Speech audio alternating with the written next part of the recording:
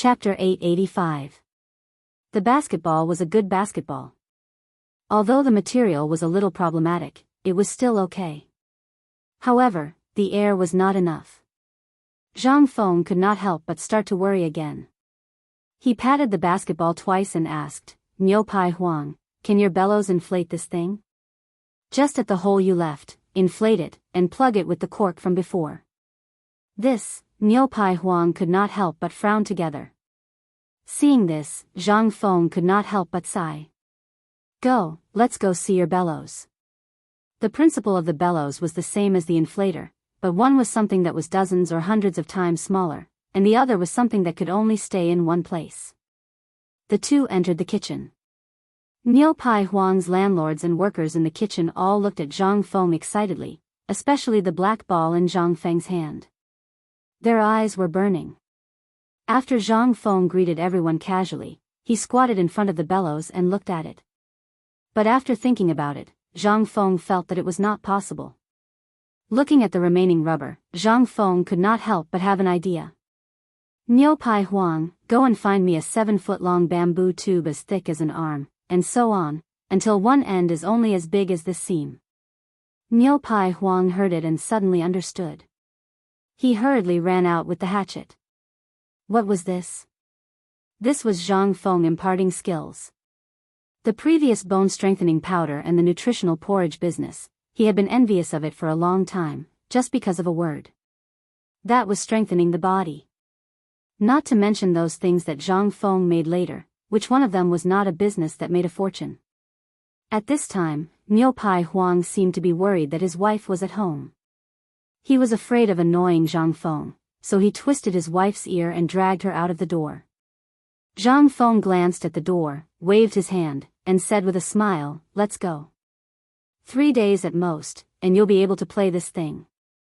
I hope everyone here can help me spread the word when the time comes."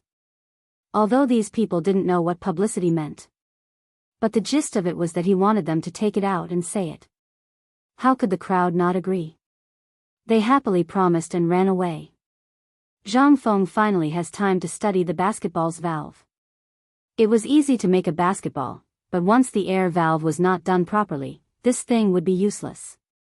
Cow urine was made of tough material. There was naturally a reason why it could be used as a water bag for desert travel. Zhang Feng did not doubt this, but this was where the difficulty lay. How to make these two things fit perfectly was the key. After pulling out the cork, Zhang Feng looked at the sunlight outside the window and studied it. He couldn't help but think of the cork on a portable water bottle in the future. In an instant, Zhang Feng had an idea. Picking up the wooden spoon, he scooped up some sticky rubber. After that, he took the bowl of cold water that Niu Pai Huang had poured for him. Raising the wooden spoon high, he let the rubber and the spoon converge into a silk thread and drip into the bowl.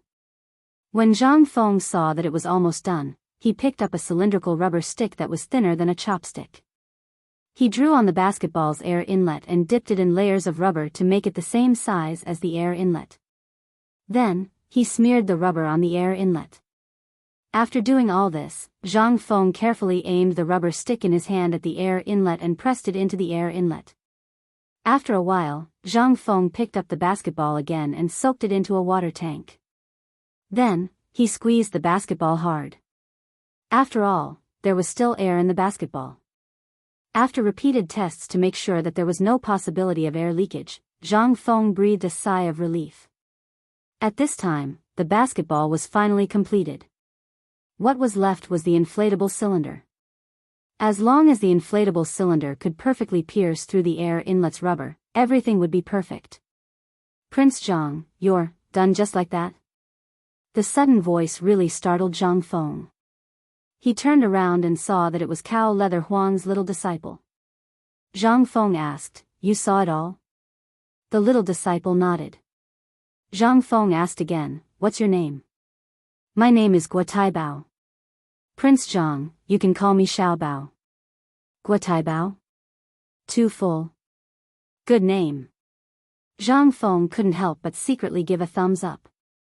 The ancient people's attainments were simply at the peak, especially reflected in the name. It was simply, "Xiaobao, did you see all the steps I just took?" Hearing this, Guo Taibao thought that Zhang Feng was going to blame him. He was so scared that he hurriedly knelt on the ground. Prince Zhang, I didn't mean it, this. Guo Taibao was so anxious that he was about to cry.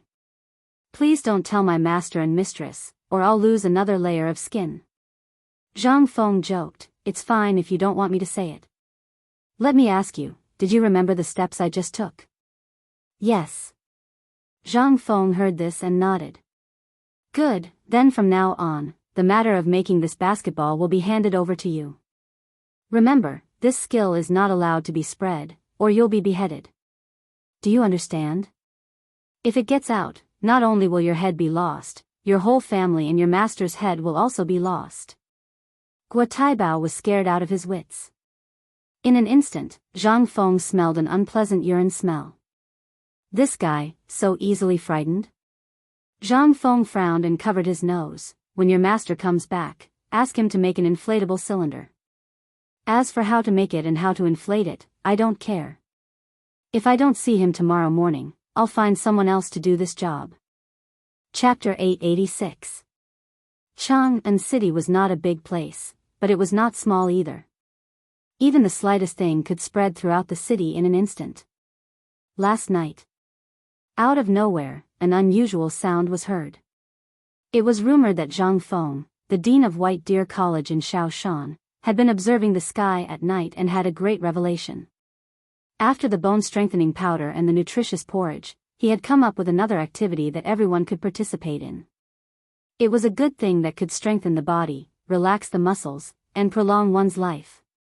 Moreover, it was something that Sun Simiao, the miracle doctor, and the 4 great Confucian scholars had spent a month to come up with. Basketball. In an instant, the new word, basketball, spread like wildfire in Chang'an City. The main reason was that this thing was not like the bone-strengthening powder, which could only be used by the rich. It could be used by any ordinary person. This time, everyone was in an uproar.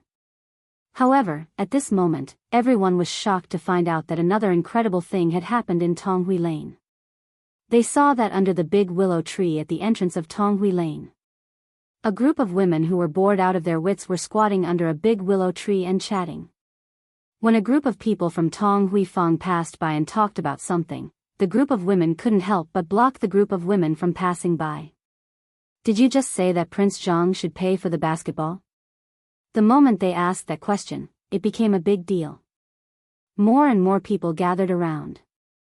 At this time, money was the most difficult to earn. Moreover, Shao Mountain, which had always been regarded as a land of evil, was now full of people and no longer hiring. Therefore, as soon as there was a rustling of grass in the wind, everyone pricked up their ears.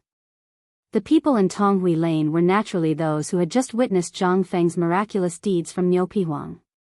Do you see what this is? The young man who had been sitting next to Zhang Feng held up half a cigarette in his hand excitedly and said, "This is a cigarette. It's a cigarette that only the Confucian scholars from White Deer College can enjoy." Hearing that, everyone was shocked. F***ck, where did you steal this from? I heard that Prince Zhang went back to the tavern.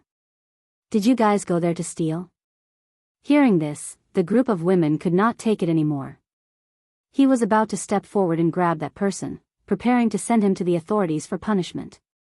That person was also anxious. Which eye of yours saw that I stole it? Let me tell you, Prince Zhang personally lit this cigarette for me and handed it to me. F***ck off, Zhou Bapi. It's good enough that you didn't steal it.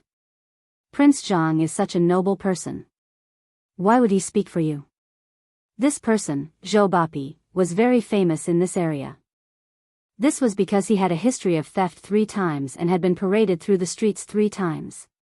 It was hard not to know him. At this moment, he was actually holding something that only the rich could enjoy. The crowd didn't even need to think about it. Nero Zhou was also anxious. He pointed at the crowd behind him and said, "Look at their ears. That's Prince Zhang's cigarette." And they all saw it.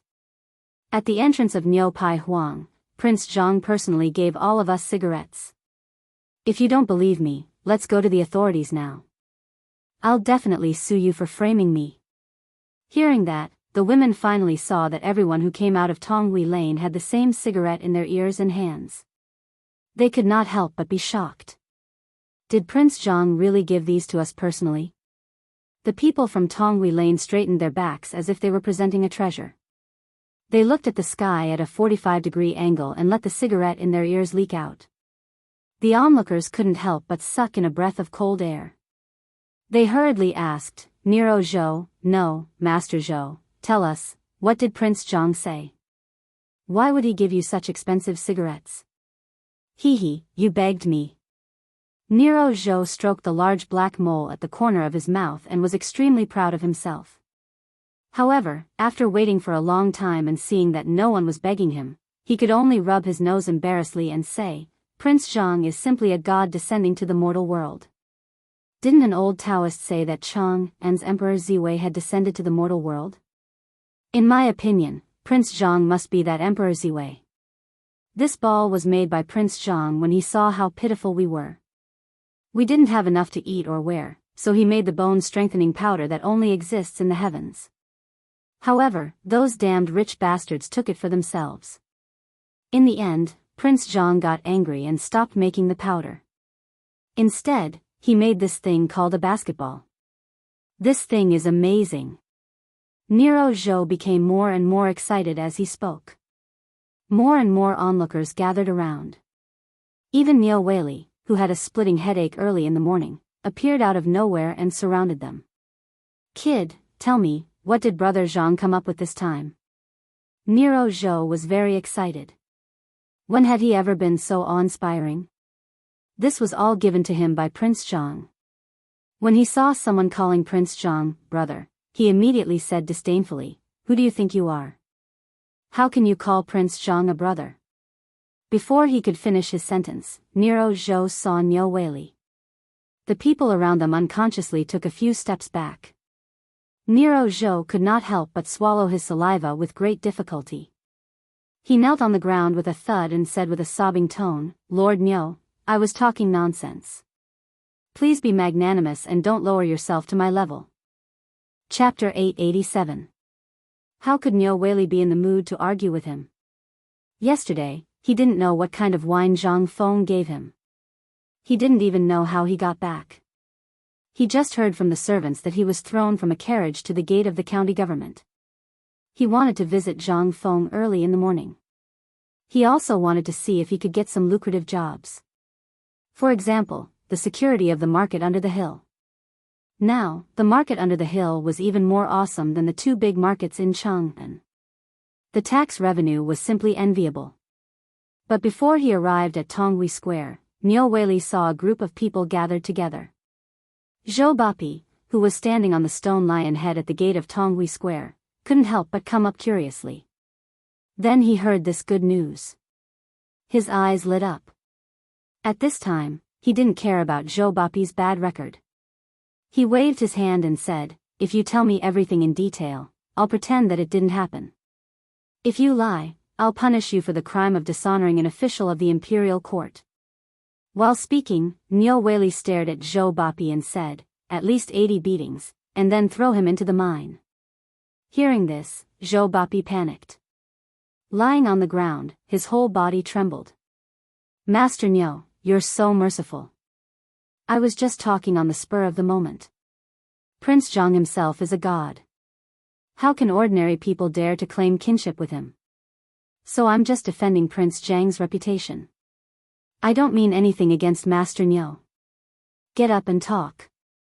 Niu Weili was just scaring this guy. He didn't intend to punish him. Seeing this, Zhou Bapi hurriedly got up and said loudly, "Last night, you should all know about the basketball, right?" Niu Weili frowned, looked at the private advisor beside him and asked, "What's a basketball?" The private advisor paused and quickly told Niu Weili about the basketball in detail. Hearing this, Niu Weili couldn't help but change his expression. Once again, he listened attentively. Nero Zhou seemed to have regained his excitement from before, but he didn't dare to climb up the stone lion. He raised the remaining half of his cigarette and said, "Prince Zhang just made a basketball at Niu Pai Huang." Moreover, I heard that it took the 4 great scholars, divine Dr. Sun, and a few others several days of painstaking effort to boil this pot of material. That thing is incredible. With a light pat on the ground, he can jump up 10 feet high. And Prince Zhang also said that from now on, he will build a basketball court in every street and alley. Everyone, old and young, can play basketball and strengthen their bodies. He wants us to prolong our lives together. Not only that, Child Zhang even intends to award it to those who perform well out of his own pocket. Additionally, the winner of the annual basketball match in Tongshan Mountain could get a promise from Child Zhang within his ability. What's more, Child Zhang even intends to award it to those who perform well. In other words, you can make a request of Prince Zhang. Buzz. Instantly, the hundreds of officials were in an uproar. What? Prince Zhang is simply a god descending to the earth. This good thing not only doesn't cost money, but will also give us money? Oh my god. Really, the god has opened his eyes. Niu Weili was also stunned at this time. Why didn't he hear Prince Zhang mention such an important thing yesterday? Niu Weili couldn't listen to it anymore. He hurriedly squeezed through the excited crowd and ran to Zhang Feng's pub. What happened here, once again, spread out like a gust of wind. East Market. The market square was very quiet now.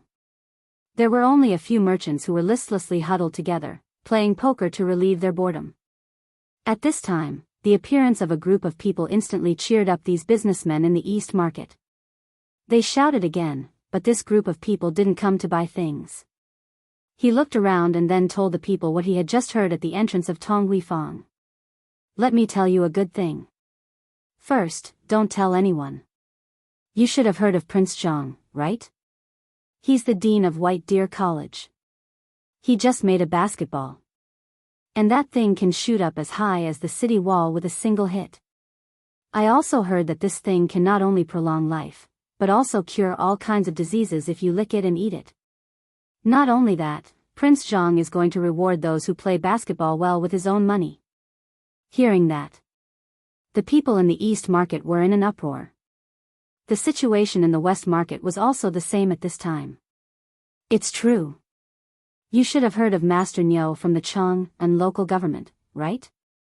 Master Niu said it himself. That thing can cure all kinds of diseases. After playing for a long time, Prince Zhang will arrange a good job for you in Shao Mountain. Not only the East Market and West Market of Chong and Avenue. Even the reclining lane and the places where the 3 provinces and 6 departments were located had heard the news at this time. At this time, Wei Jing listened to the report of his subordinates and couldn't help but be stunned. He looked at Feng Xianling and asked, Master Feng, what do you think about this matter? In the palace, Li Shimin, who was playing cards with Li Yuan, couldn't help but laugh after learning about this situation. Hearing that, Li Yuan asked and couldn't help but twitch his mouth slightly. What the hell is this guy doing? Maybe this guy is preparing for the mid-autumn hunt. Chapter 888. When Li Shimin heard this, he thought for a moment and said, calculating the time, it seems that it's time for the mid-autumn hunt. However, we won't be able to see such a wonderful thing. When Li Yuan heard this, he said, first, calculate the money from the last round clearly for me. Li Shimin was somewhat speechless, but he really didn't have a single copper coin on him. He looked at the palace maids around him. Only then did he pay off the debt. Li Yuan was like a miser, holding copper coins and said, if you want to see, after this guy finishes the mid-autumn hunt, or before the mid-autumn hunt, we'll go to Shao Mountain together. In any case, Old Man is also the honorary vice dean of White Deer College. It's not too much to go and inspect this basketball. When Li Shimin heard this, he couldn't help but laugh loudly. Imperial Father is right. While speaking, Li Shimin asked faintly, Little Gizi, I heard that Yu Qiyu, Duke of Yi, and the others went to the small tavern one after another yesterday? Yes. Little Gizi bowed and hurriedly said, replying to Your Majesty, retired Emperor, Yu Qiyu, stayed in the tavern for an hour. After she went out, there was nothing strange. This servant feels that nothing happened. However, Duke of E and Duke of Lu stayed for about 3 hours. And then, little Gizi carefully explained the matter of the crown prince and the others visiting Zhang Feng. At this time, Li Qingxian also hurried from Shao Mountain to the Imperial Garden. When Li Shimin saw that Li Qingxian's expression was strange, he waved his hand and dismissed everyone. Only then did he point to the stone bench at the side and said, "What matter do you have that you don't pay attention to your image?" Li Yuan also looked at Li Qingxian with a smile and asked, "Qian, do you have any good news to tell me? Imperial grandfather still understands your grandson." Li Qingxian hurriedly flattered him. Li Shimin heard this and snorted to express his dissatisfaction. However, Li Yuan did not give him the opportunity to ask. He asked, "Yesterday, I heard that you turned the entire palace upside down in search of briquette?" "Yes, it was Feng Zi who told me to look for it. Furthermore, he said that only this thing can maintain the temperature of the furnace to a higher degree and then smelt steel." "Oh." Hearing this, a hint of shock flashed across the faces of Li Yuan and Li Shimin. The matter of the firearms, the impenetrable shield, and the invincible spear had always affected the two of them. And the source of all of this was the need to obtain steel. Now that the two of them actually heard good news from Li Qingxian's mouth, they couldn't help but be even happier. "TSK, tell me in detail. This isn't something you want to talk about, right?" Li Shimin waved his hand and laughed. "Just as Imperial Father said, this isn't the case. The mind that Imperial Father has always been interested in has taken shape." Hearing this, Li Shimin was shocked. He quickly looked around and shouted coldly in the distance, "Clean up the Imperial Garden. Without my order, not a single mouse is allowed to enter." Then Li Shimin and the other two fell into a short silence. Mines had always been an important thing that troubled Li Shimin and the Tang dynasty. Now, the iron blocks, coal mines, and gold and silver mines of the Tang dynasty were all in the hands of the Wang clan of Taiyuan. This was something that Li Shimin and Li Yuan had always been unable to let go of. At this time, they actually heard this matter again from Li Qingxian's mouth. They couldn't help but think of something in an instant. After a bird's cry came, Li Shimin asked, "Qian, why do you say that? Did you find a coal mine?" Li Qingxian smiled bitterly and said, "If only I had that ability." It was Feng Zi who guessed where there was a coal mine in Erpi Ridge of Lantian County. What? How did he know? Li Yuan and Li Shimin couldn't help but ask in unison. Coal was not important. It was very needed in winter and the daily needs of the palace. However, this thing had always been in the hands of those nobles. Under their wolf-like eyes, it was very difficult to find scattered playthings. However, not to mention coal mines, even if there were other minerals that needed a large amount now, as the emperor of a country, he actually didn't know much about them. This was the worry of Li Shimin and Li Yuan. The main reason was that they didn't have talents who specialized in mining like the aristocratic families. Now that Zhang Feng appeared, the two couldn't help but find a way to get rid of the nobles. Although it was easy to push Zhang Feng to the opposite side of those aristocratic families by doing so, Zhang Feng on the mountain now had settled the 4 great scholars, and Li Yuan took the initiative to become the honorary vice president. If they wanted to make a move on Zhang Feng, they had to think about it first. In that case, he would have to weigh the pros and cons first.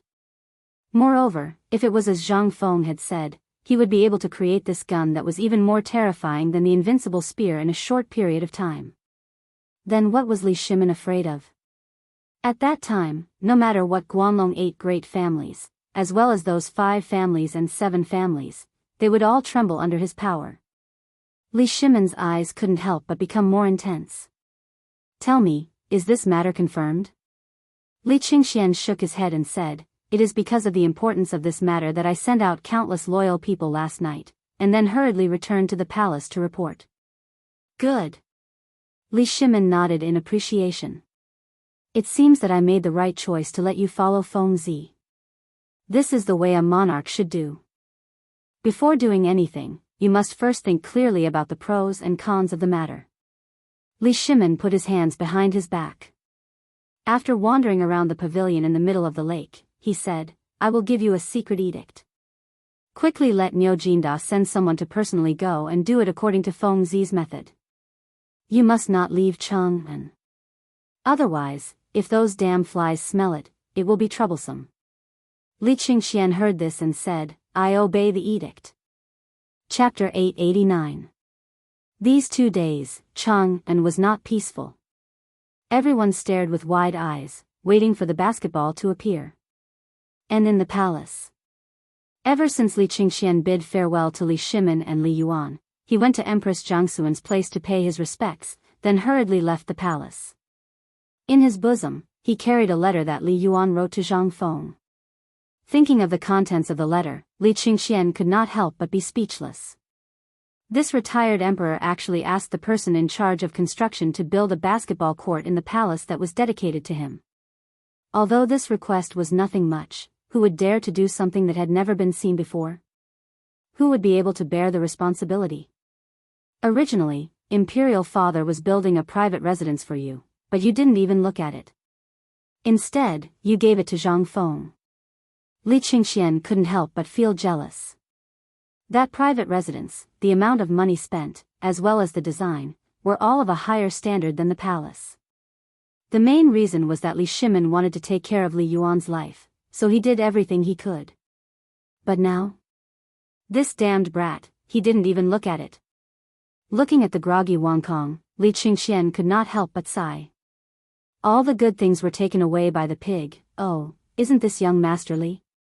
At this moment, Li Qingxian disguised himself in the sedan and prepared to slip away to Tong Huifang. However, when he turned around, he bumped into an acquaintance. A fair-weather friend of his when he was stubborn in Chang'an. Seeing Li Qingxian now, the person also looked at the sedan in surprise and said, What, did young Master Li just slip away from home? Li Qingxian chuckled perfunctorily. That person grabbed Li Qingxian and asked mysteriously, I just heard a piece of news. Brother Li, you're at White Deer College, have you ever heard of basketball? Li Qingxian asked in surprise, you know about it too? The youth wearing a pink gown glanced at Li Qingxian and said, Brother Li, are you doubting my intelligence? Who in Chang'an doesn't know about this? However, just now, when I was in Swallow Descent restaurant, I heard that someone was currently transporting large amounts of wood outside the city, as well as some kind of cement that is said to be able to instantly turn into stone. Do you know about this matter? Li Qingxian grew impatient. Brother Mo, feel free to speak your mind. I still have an important matter to attend to and meet the dean. If there is any delay, when that person heard this, he also put away his joking expression and said, to be honest, I really do have some matters to attend to. Brother Li also knows about the matter of my father working in the Ministry of Works. Today, after learning about the miraculous effects of the cement, I was thinking of doing some renovations to my residence.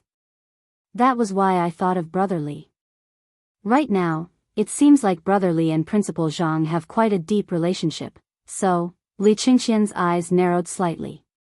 You want cement? Yeah.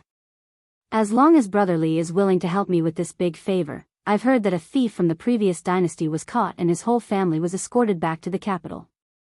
One of the women was simply an outstanding beauty. When the time comes, I'll use my connections to send her to Brother Li's residence.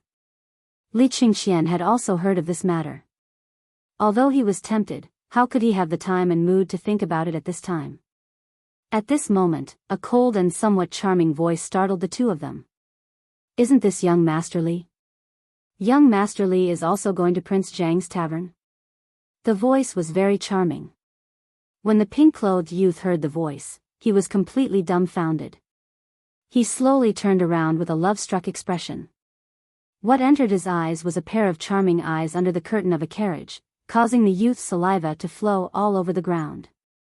Li Qingxian knew who the person was the moment he heard the voice.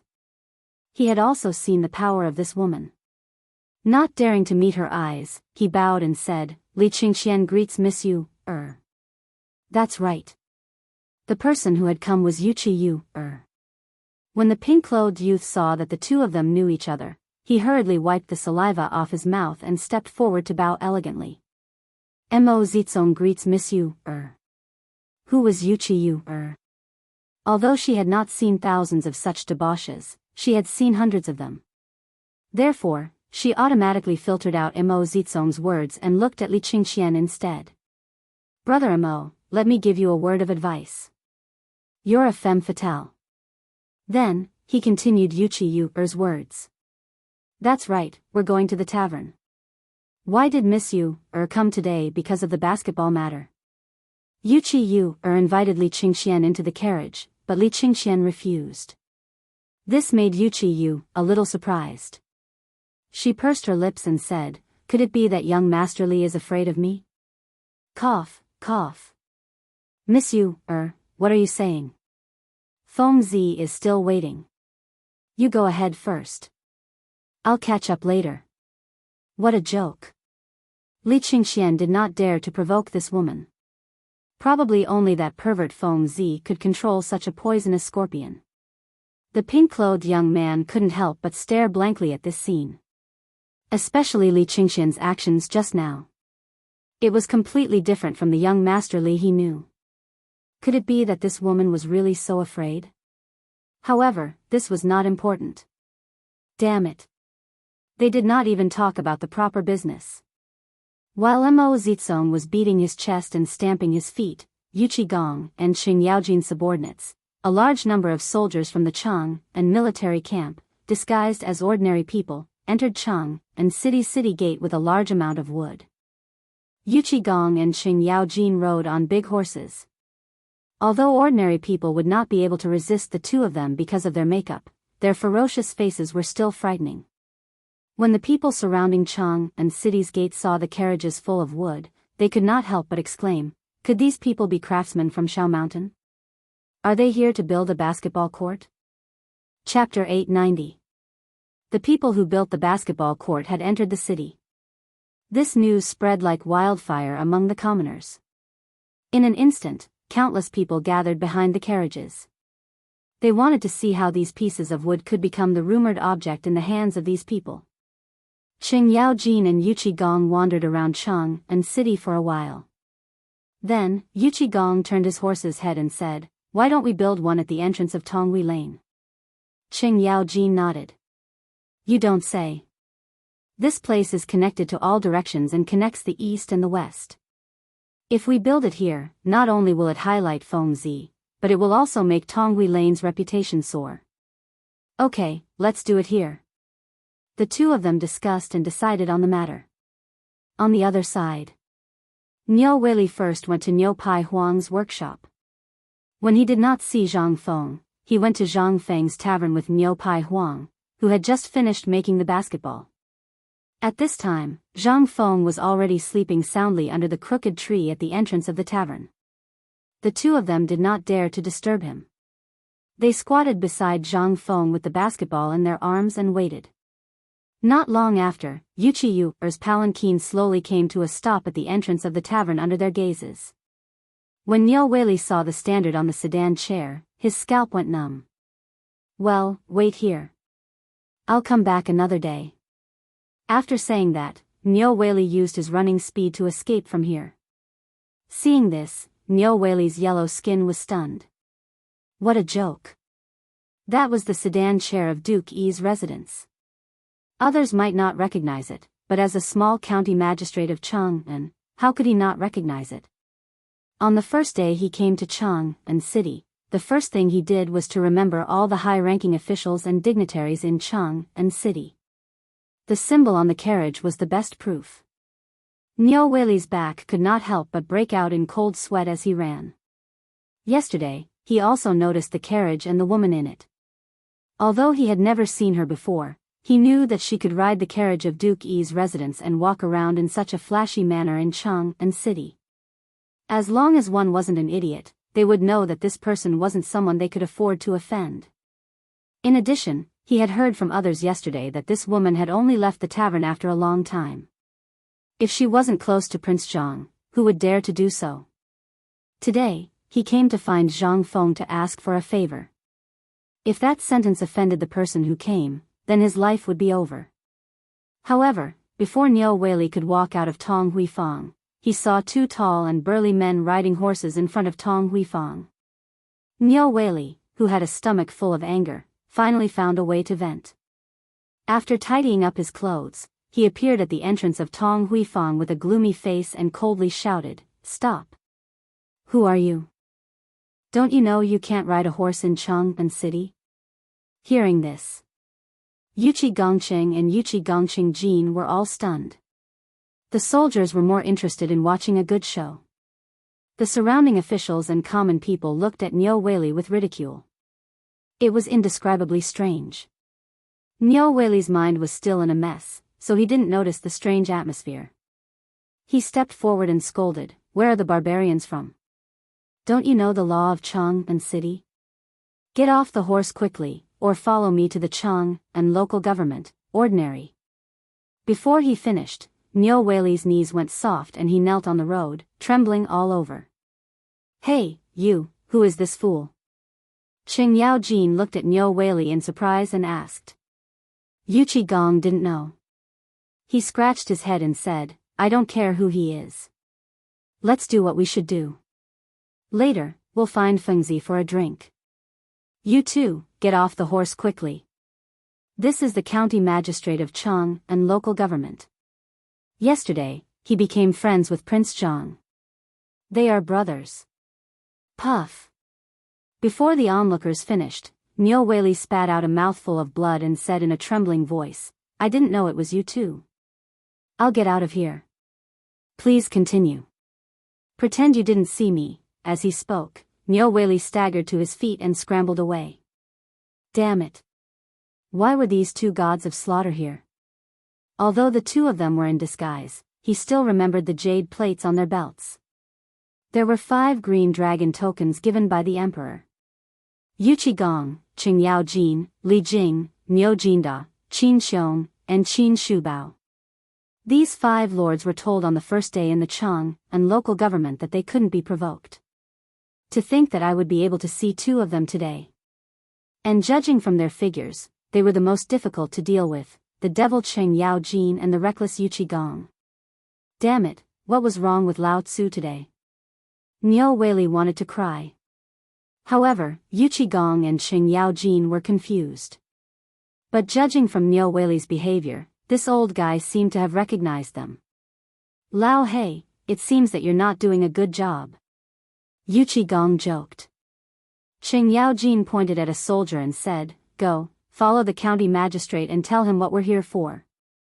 Yes.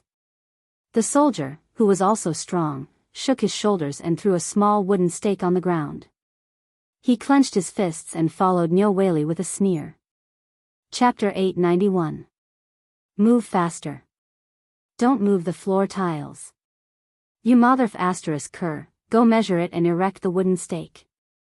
If Fengzi is not satisfied, Lao Tzu will skin you alive. You motherf asterisk cur, what are you going to do with such a small piece of wood? Send it to Fengzi to light the fire. You, and the 2 of you, you can't even move a stone lion. What's the use of you?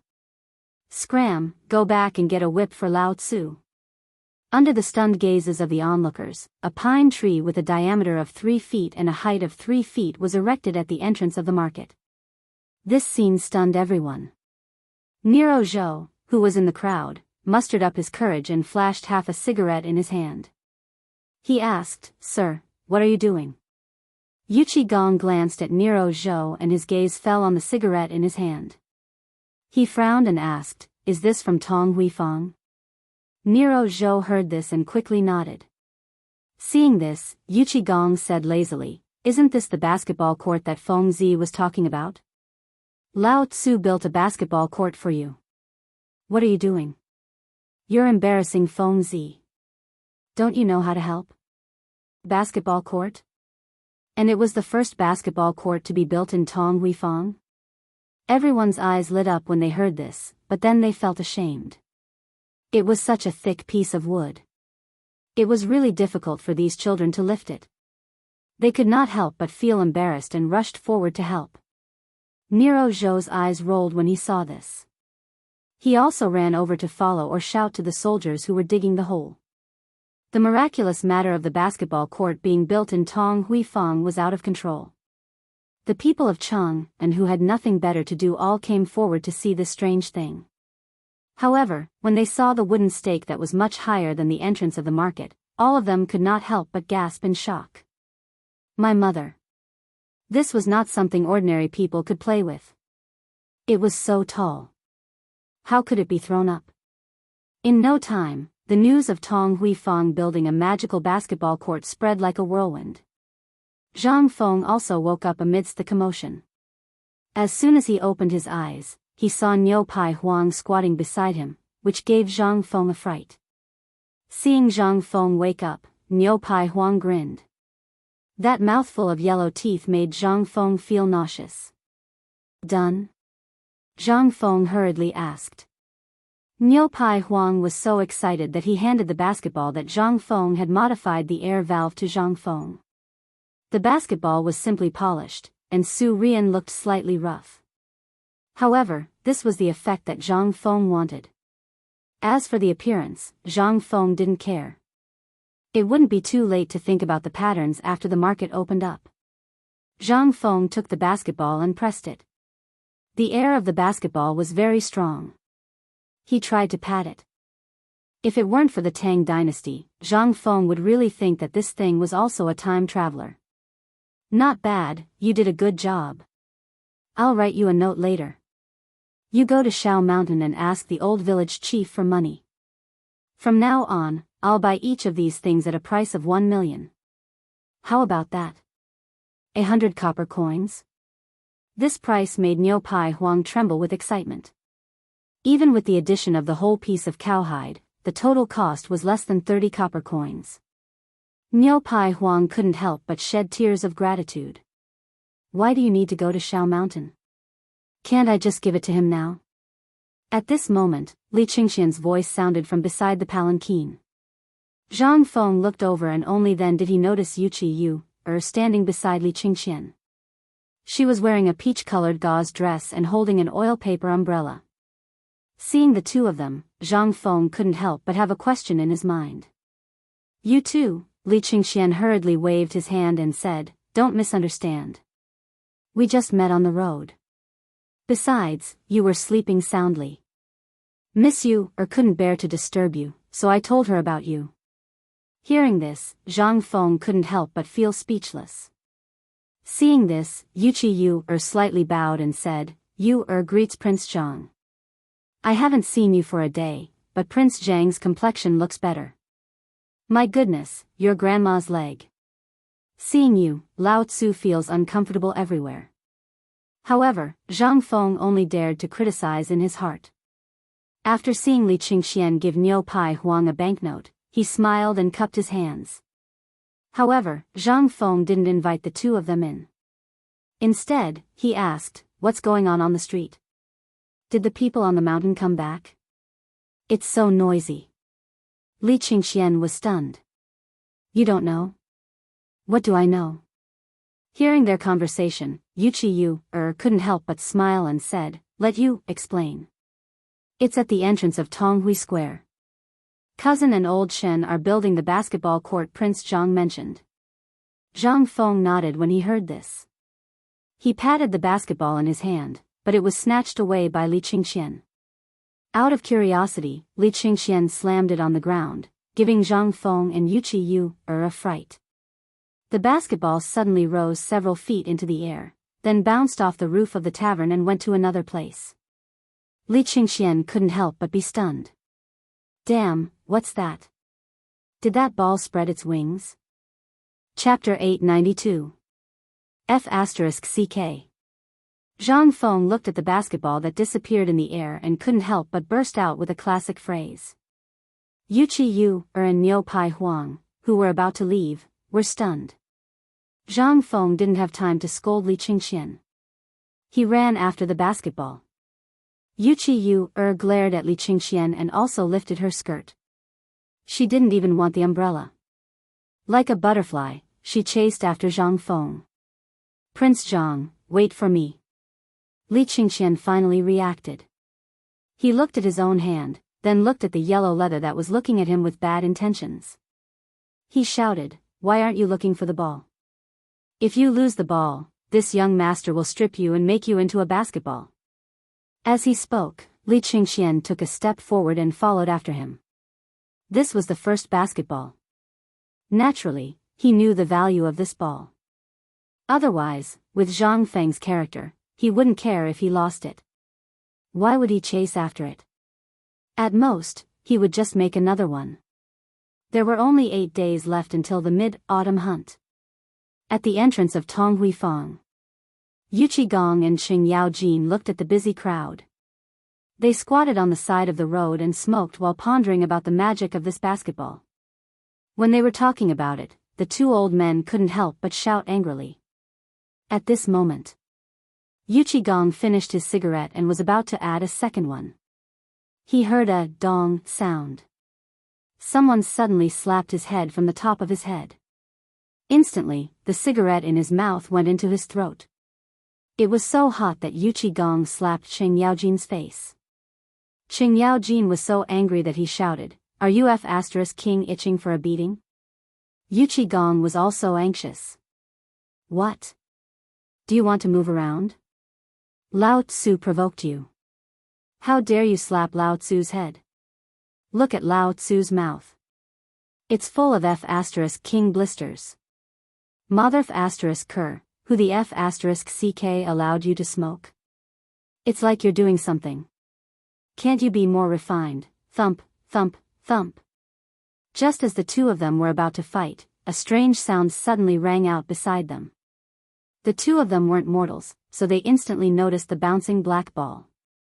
Yu Qigong, on the other hand, was even more imposing. He grabbed Qing Yaojin's collar with one hand and punched him with the other. In an instant, that black ball, under everyone's gaze, quickly flew out and bounced off the basketball that had just been erected not far away.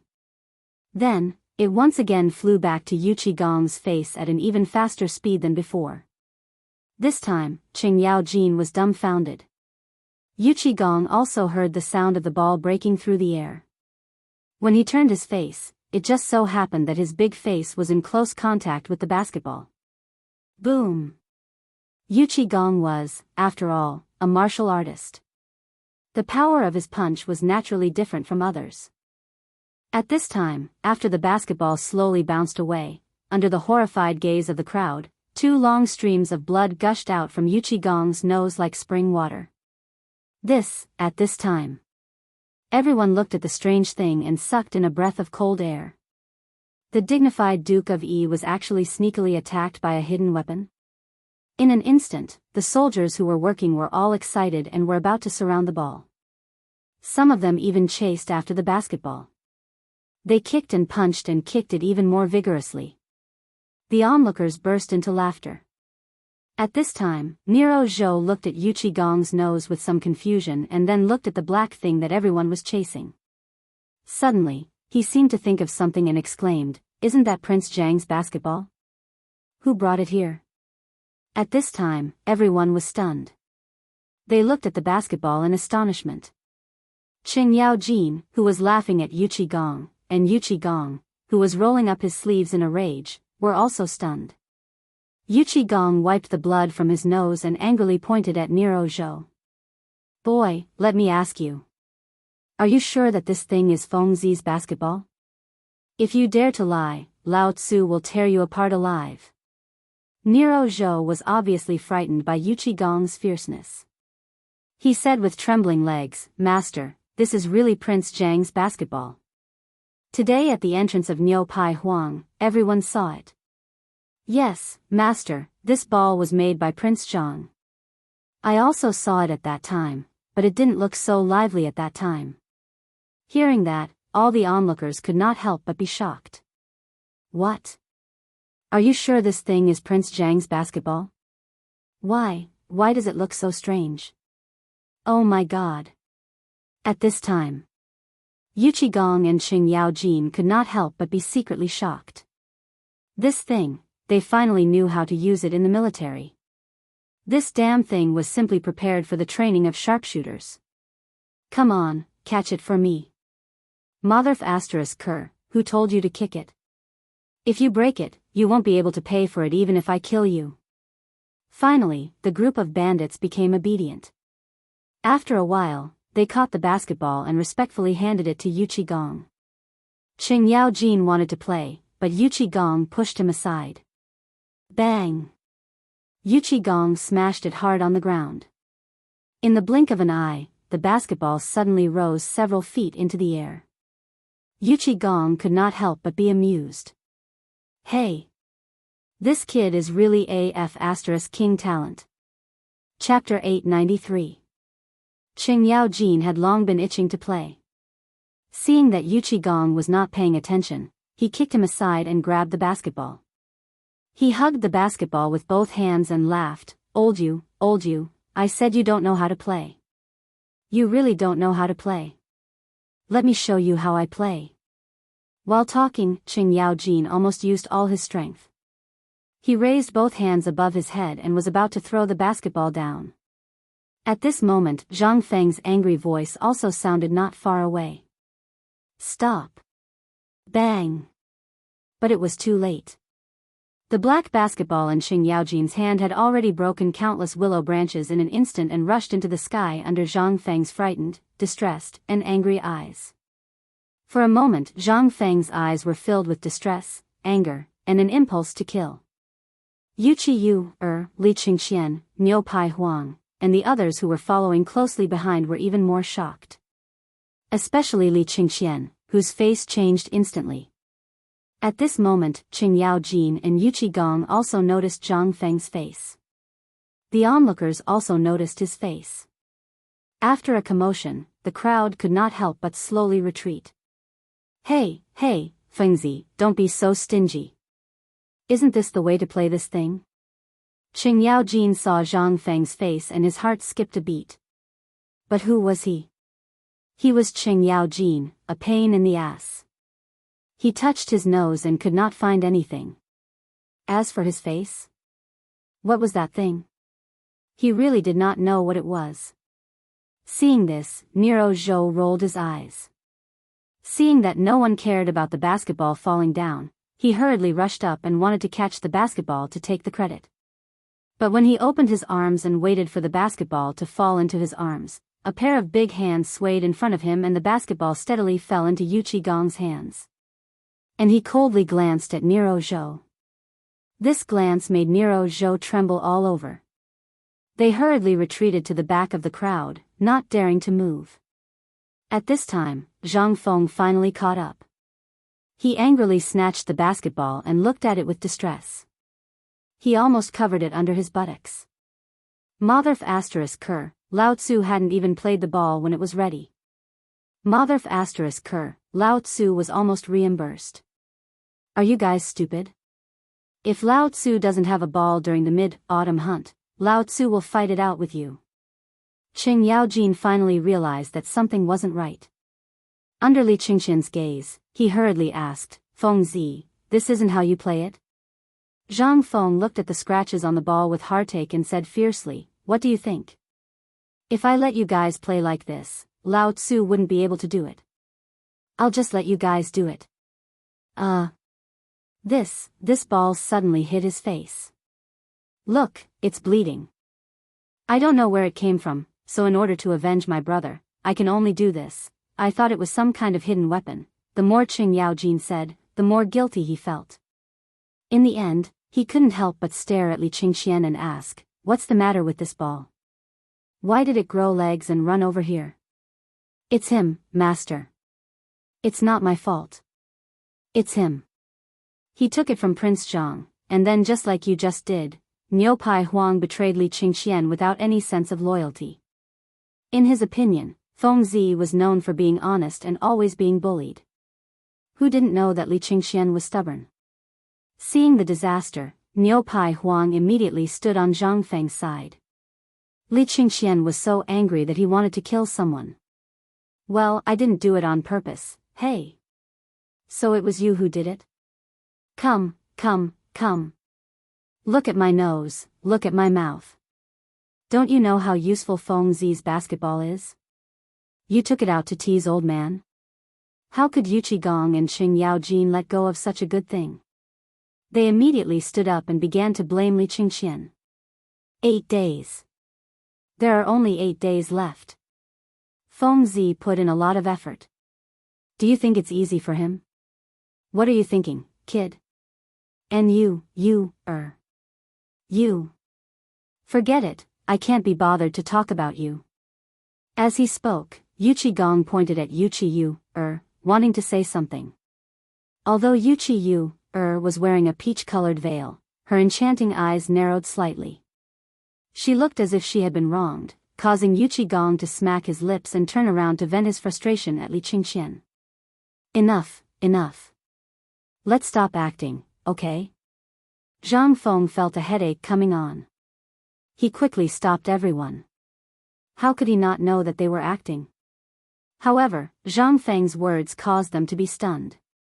What's acting? Zhang Feng instantly exploded. How the F***ck would I know what acting is? Let me ask you. Do you think Lao Tzu is a bully? When Lao Tzu is ruthless, he even beat up his own people. Do you think I'm a coward? They were speechless. Knowing that Zhang Feng had said the wrong thing, he was infuriated. Otherwise, how could he have said such a stupid thing? Now that Zhang Feng was angry, they did not want to get into trouble. He could only accept whatever Zhang Feng said and smile sheepishly as he apologized. The onlookers were already dumbfounded. As for the soldiers, they were already doing what they were supposed to do. They did not even dare to look. Which son of AB*TCH would dare to get into trouble at this time? That was simply courting death. That was F***king hysteria. Chapter 894. After Zhang Feng sulked for a while, he calmed down for a while. Li Qingxian hurried forward and pressed Zhang Feng down on the steps. He let him sit down and wiped his back to help him breathe. At this point, Zhang Feng finally breathed a sigh of relief. He waved his hand weakly and said, "Okay, I'm not angry anymore. I'm very happy. You did a good job with this basketball. The quality of this thing is very good." Zhang Feng tried to put on a smile that was uglier than crying. He touched his chest with one hand and tried to calm himself down. At this time, he would be courting death if he quarreled with these two hooligans. Moreover, he would be laughed at for no reason. Yuchi couldn't listen anymore. After seeing Zhang Feng's expression, she couldn't help but laugh. Yuchi Gong stared at her fiercely, but it didn't work. "Do you have a cigarette?" Zhang Feng said calmly, but he still held the basketball tightly. Yes. Yuchi Gong hurriedly handed Zhang Feng a cigarette. He lit it for him. Zhang Feng sat on the ground and took a few deep breaths. Then he tried to calm himself down. Looking at the two big pillars not far away, he asked, "What is this thing?" Zhang Feng was really angry at this time. A basketball was a small matter, but if there was a problem with this thing, he really couldn't be sure whether he could make another one in 8 days. The most important reason was he was running out of rubber. Looking at the remaining rubber in the pot, it was the limit to make 5 more. And this was the situation when he first started. If it was Niu Pai Huang, who knew if he could make 3? It would be great if there were steel wires, at least it was durable. Otherwise, if it was given to these people, he was sure that if they kept playing like this, in less than 2 hours, even if there were 10, they would all be finished. Zhang Feng couldn't help but sigh. After stroking the basketball in his arms and making sure it was fine, Zhang Feng's anger subsided a little. However, after seeing the 2 poles, Zhang Feng was dumbfounded again. He really couldn't understand why such a big piece of wood was erected here. With the help of the soldiers, Yuchi Gong managed to stop his nosebleed. He said, "Isn't this the club you made according to the method you said? Is it wrong?" Zhang Feng dared not say it was wrong. He was afraid of being beaten. He gave a thumbs up and said, "Not bad, but yours is a little big. Old you, do you think anyone can jump so high? Are you sure that from a few years old to a 70 or 80 years old woman can compete with your physical strength?" Zhang Feng asked as he pointed to the hoop on the cue stick that was 4 meters above the ground. Yuchi Gong scratched the back of his head. "That's what you said. Who knew that this thing needs to be jumped? Such a small ball, I can easily throw it in. Don't talk about a ball, I can even throw such a big lump of metal into it. Do you think everyone is like you? Zhang Feng stared at Yu Qigong with an expressionless face. Yu Qigong's face stiffened when he heard that. He then smiled awkwardly and said, "Then what do you think we should do? The pole is already erected. Tear it down. What else can we do?" Zhang Feng's entire body was about to crack. It was such a simple thing that even a fool could think of. Why couldn't he? Do you think everyone is as big and burly as you are? At that moment, Li Qingxian and Yu Qiyu also looked at Zhang Feng and Yu Qigong arguing with each other with a stunned expression. They couldn't help but look at each other. Their expressions were indescribably shocked. At that moment, Yu Qigong and Zhang Feng argued for a while. Under Zhang Feng's threat of quitting, they finally compromised. Then what do we do if we tear it down? This. Come, Li Qingxian. Bring me a pen and paper. Zhang Feng finally couldn't take it anymore. He hurriedly waved his hand and took the opportunity to hold back the blood in his throat. Li Qingxian, who had caused trouble, ran faster than a rabbit. He got a pen and ink from somewhere and tossed a piece of white paper to Zhang Feng under everyone's envious gazes. Zhang Feng took the pen and paper and started drawing on the ground. Everyone couldn't help but stretch their necks, wanting to see what Zhang Feng was up to. Zhang Feng wasn't an art student, but at that moment, he had the illusion that he was forced to be one. Everything had to be drawn clearly, and even the dimensions were clearly marked. Moments later, a proper backboard appeared before everyone's eyes. That's it? Yu Qigong's eyes widened when he saw that. Why didn't you say so earlier? You should have told me earlier about such a simple thing. Look at this mess. It wasn't easy for me to get this freshly cut wood from Peng Mountain. It's all ruined now. Zhang Feng clutched his chest and trembled in anger. Yu Qigong continued to hammer his head and sigh. Why didn't you say so earlier? Zhang Feng was completely mad. He turned to Qing Yaojin with lifeless eyes and said, "Old Chen, where's your saber? I want to chop someone up." Chapter 895. Seeing this, everyone hurriedly carried Zhang Feng back to the tavern. They didn't dare to provoke him anymore. Yu Qigong and the others hurriedly went to find a carpenter, swearing that they would finish this thing before nightfall. Only then did Zhang Feng stop.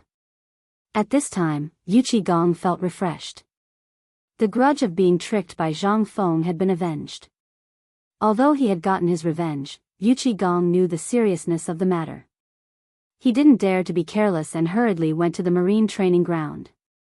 When it came to wood, and ready-made wooden planks at that, where else could there be? Without a doubt, it was the marine training ground. As for what to do after it was done, Yu Qigong didn't think about it. As long as they dared to ask him for it, he would just give them the wood shipped to Chang'an City. On the other side. At this time, the desolate mountain wasn't so peaceful. The old village chief carried a bellyful of good news and spread it along the way.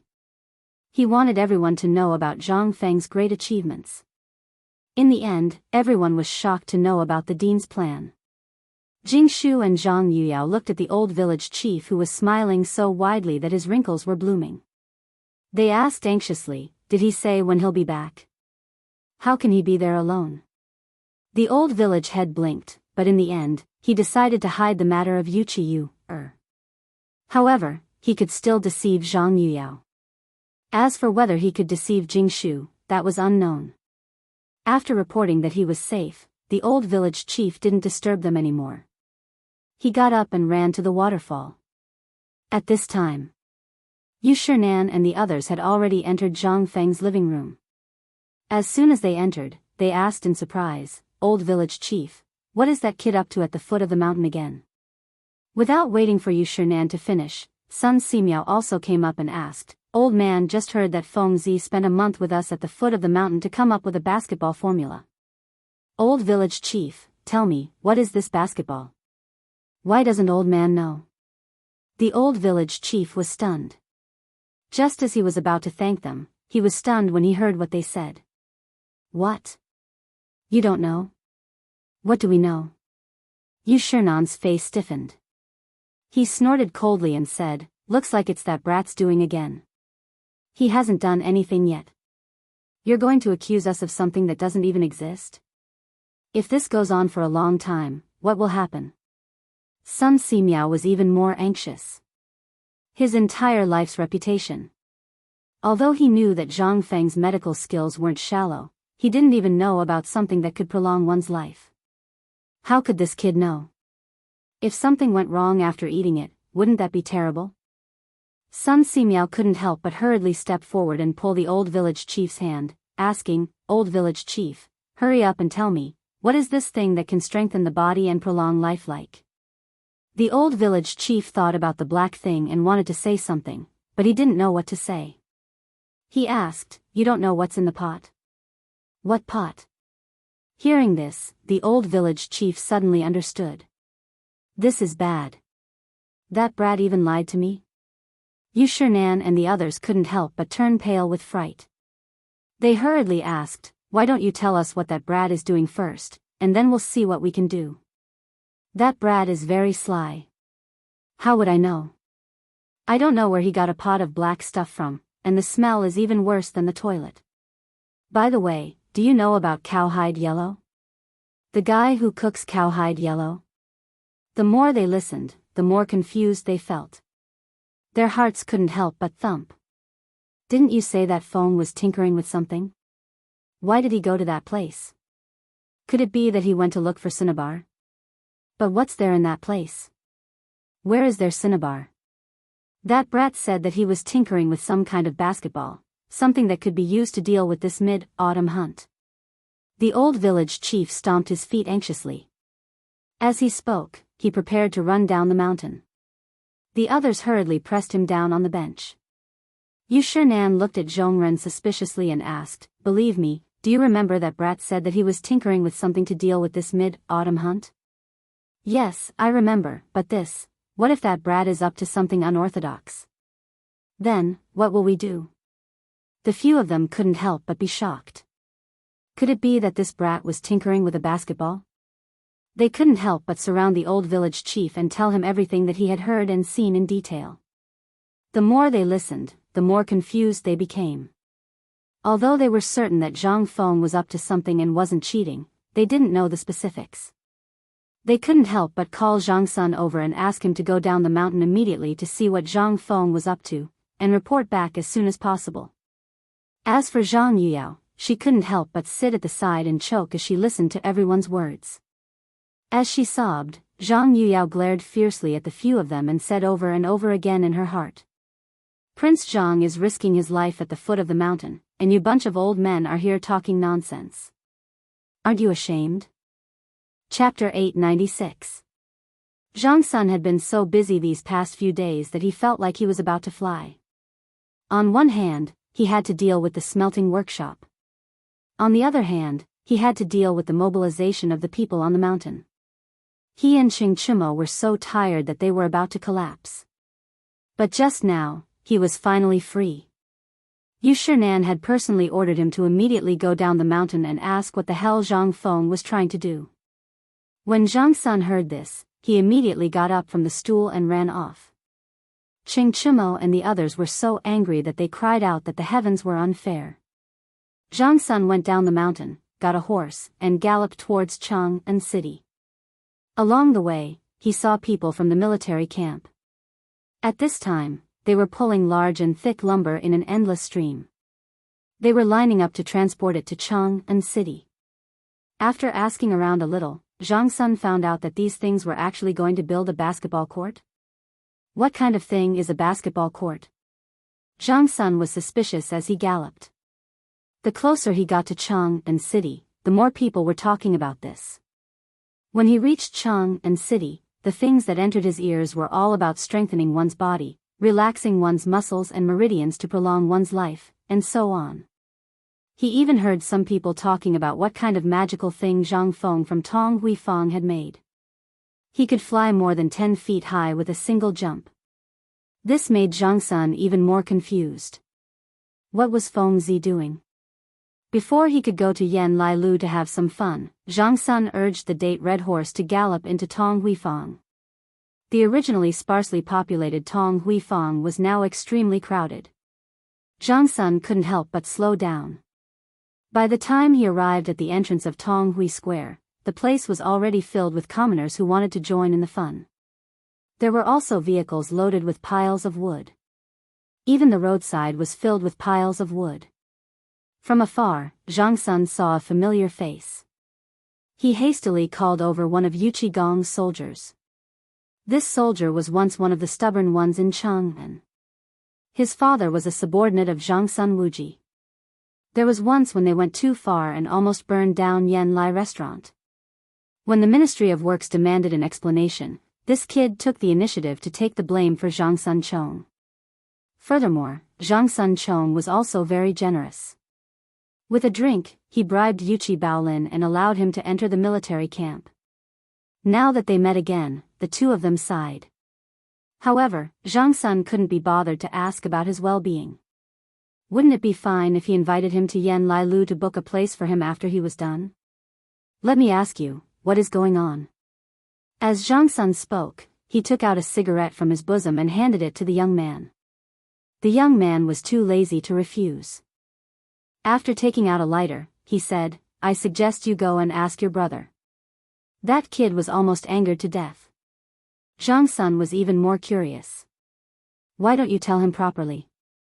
However, the young man only chuckled and pointed at Yu Qigong's red nose. "Your brother is really AF** king talent. See that? No blood on his blade. He didn't even appear, and he made this Yiksha blush. Hee hee." Zhang Sun Chong looked in the direction of his finger. He saw Yu Qigong with his hands on his hips and angrily shouting at the crowd while rubbing his nose. There was even a dog skin plaster stuck on his nose. That look was simply, seeing that he couldn't get anything out of him, Zhang Sun Chong threw the reins in his hand and hurried to the tavern where Zhang Feng was. And inside the tavern. At this moment, Zhang Feng could no longer see a trace of anger on his face. This made Li Qingxian and Yu Qiyu very puzzled. Li Qingxian couldn't help but ask curiously, "Could it be that you were faking it just now?" Zhang Feng lit a cigarette and placed his feet on the table, rocking the recliner. He pointed at his temple and said, "Think again. See if you've improved after being with me for so long." Li Qingxian was stunned when he heard that. A hint of surprise flashed across Yu Qiyu's beautiful eyes in an instant. She couldn't understand Zhang Feng more and more, and the mysterious attraction on Zhang Feng was what attracted her the most. Especially after coming to Chang, and hearing the things that Zhang Feng said and meeting Li Qingxian, Yu Qiyu wanted to get Zhang Feng even more. Otherwise, how could someone as handsome as Zhang Feng, who didn't have a wife for the time being, be Yan Lai restaurant's songstress, and a young lady from a small family be Zhang Feng's wife? Were they even worthy? At this moment, Li Qingxian was frowning and smoking a cigarette. After wandering around the tavern for a long time, he said, "Fengzi, do you mean to attack Wei to rescue Zhao?" Yu Qiyu was stunned when she heard that. She couldn't help but ask, "Young Master Li, what do you mean by attacking Wei to rescue Zhao?" Of course, she didn't know. However, for Li Qingxian, who knew about Zhang Feng's plan to rescue India, he could still remember a little of it. After all, it had only been less than 10 days since that incident. Zhang Feng nodded, then shook his head. "Not bad. That's a little interesting, but it still doesn't make sense. How is this attacking Wei to rescue Zhao?" Li Qingxian's frown deepened when he heard that. As the crown prince, he was more anxious than anyone else, especially when Zhang Feng suddenly gave you a test without anyone noticing. He was even more anxious.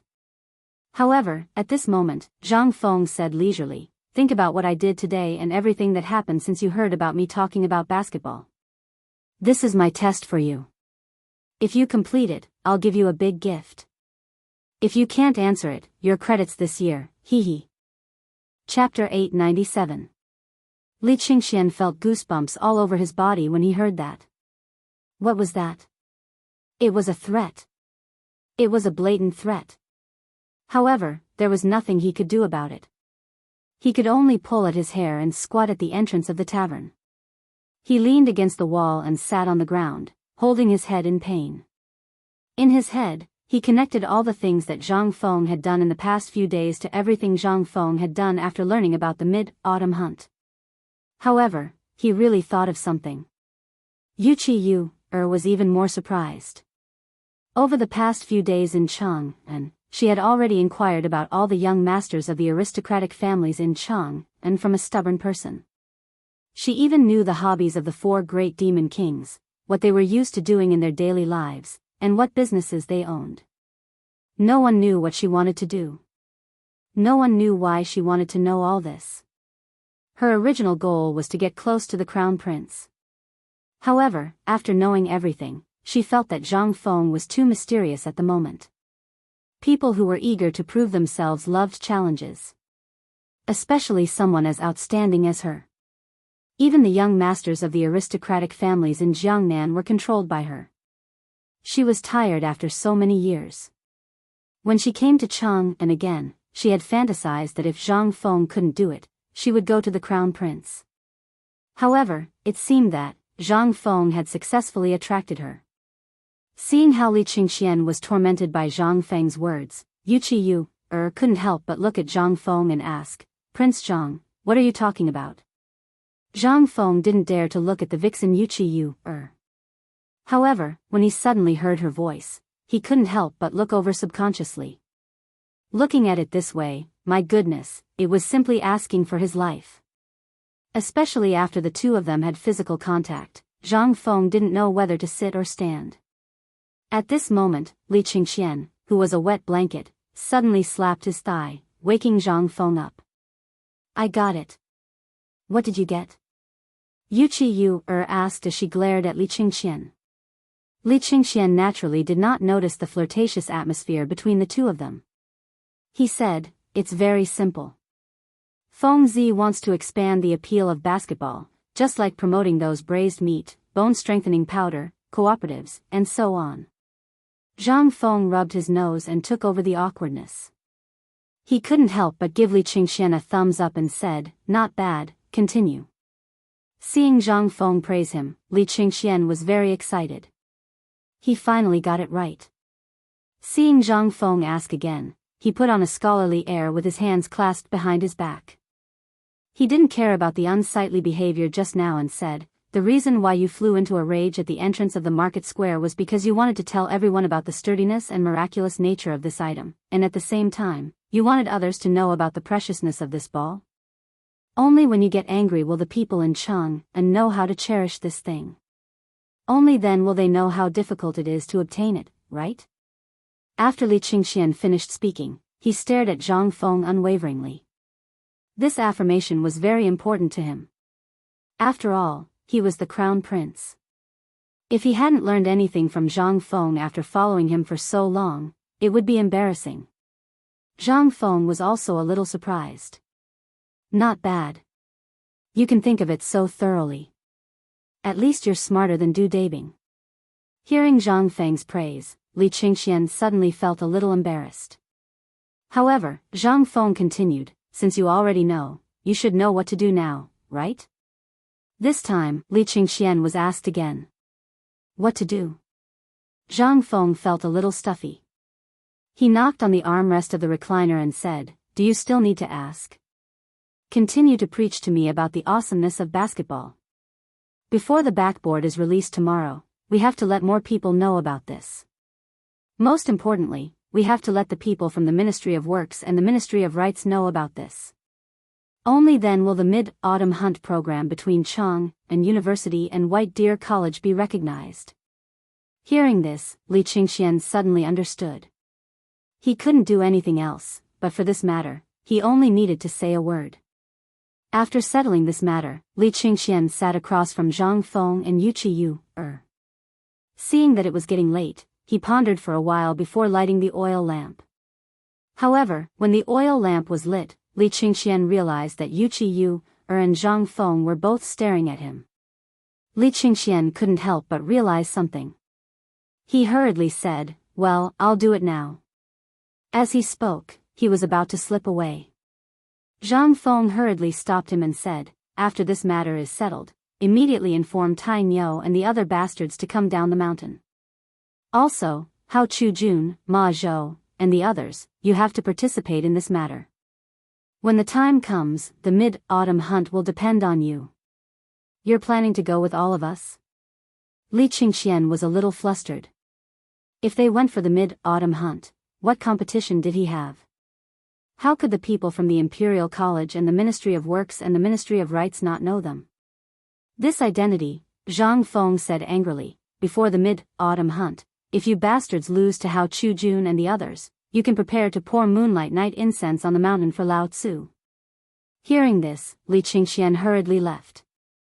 It was better to pour moonlight night incense than to expose his identity and be beaten up by his father and the Emperor Emeritus. Chapter 898.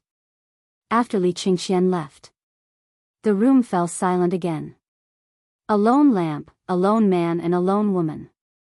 Zhang Feng's heartbeat quickened involuntarily. Although Yu sat quietly by his side, her body fragrance still stimulated Zhang Feng's nerves. The moment he smelled her scent, Zhang Feng's mind involuntarily recalled the scene from yesterday. Slowly, Zhang Feng felt his body heat up. "Ahem, Miss Yu, I'm really sorry to have made you sit here for so long. May I know the reason for your visit today?" Yu looked at the gradually darkening sky outside and pursed her lips into a smile. "It's fine. Actually, you came today to see what the rumored basketball is. But now, I've seen it. Well, it's getting late. Why don't you rest?" The moment he said that, Zhang Feng broke out in a cold sweat. His original intention was to urge Yu to go back as soon as the sky turned dark. But damn it, why did his words sound so different when his mouth was loose? Zhang Feng hurriedly explained, No. What I meant was that it's getting dark, and a lone man and woman are alone. No, what I meant was that you should go back. Zhang Feng was on the verge of tears. Why was his usual IQ offline now? What the hell was going on? Yu had seen a lot of this. She covered her mouth and chuckled. "I thought Prince Zhang would ask you to stay, but it turns out that Prince Zhang doesn't like you, that much?" Zhang Feng was about to break down because of Yu's teasing. Damn it, she's not even afraid. What are you afraid of? If you don't eat meat that's delivered to your door, are you still a man? However, Zhang Feng's words told him that this woman was very dangerous. She was like a venomous snake, which made him very uncomfortable. Seeing that Zhang Feng was about done being teased, Yu covered her mouth and laughed. "Prince Zhang, you don't have to be so conflicted." Yu then asked, "What plans does Prince Zhang have for the future?" Seeing that Yu had let him off the hook, Zhang Feng was somewhat disappointed, but he also heaved a sigh of relief. "As for the future, I haven't thought about that. Does Miss Yu have any good suggestions?" "I wouldn't call it a suggestion," Yu's eyes flashed slightly. "However, doesn't Prince Zhang want to go up a bit? After all, regardless of Prince Zhang's attainments in poetry or other aspects, according to the laws of the Tang dynasty, although I don't dare to say that he's a Grand Duke, he's still a second-rank official." Zhang Feng's eyebrows twitched when he heard this. "Miss Yu, you're being too serious. Although this is my idea, I still need to take it one step at a time. Although these things happen to be similar to what His Majesty thinks, it's not good. If I bite off more than I can chew, it will only be difficult for me in the future. Therefore, it's better for me to live a carefree life like this."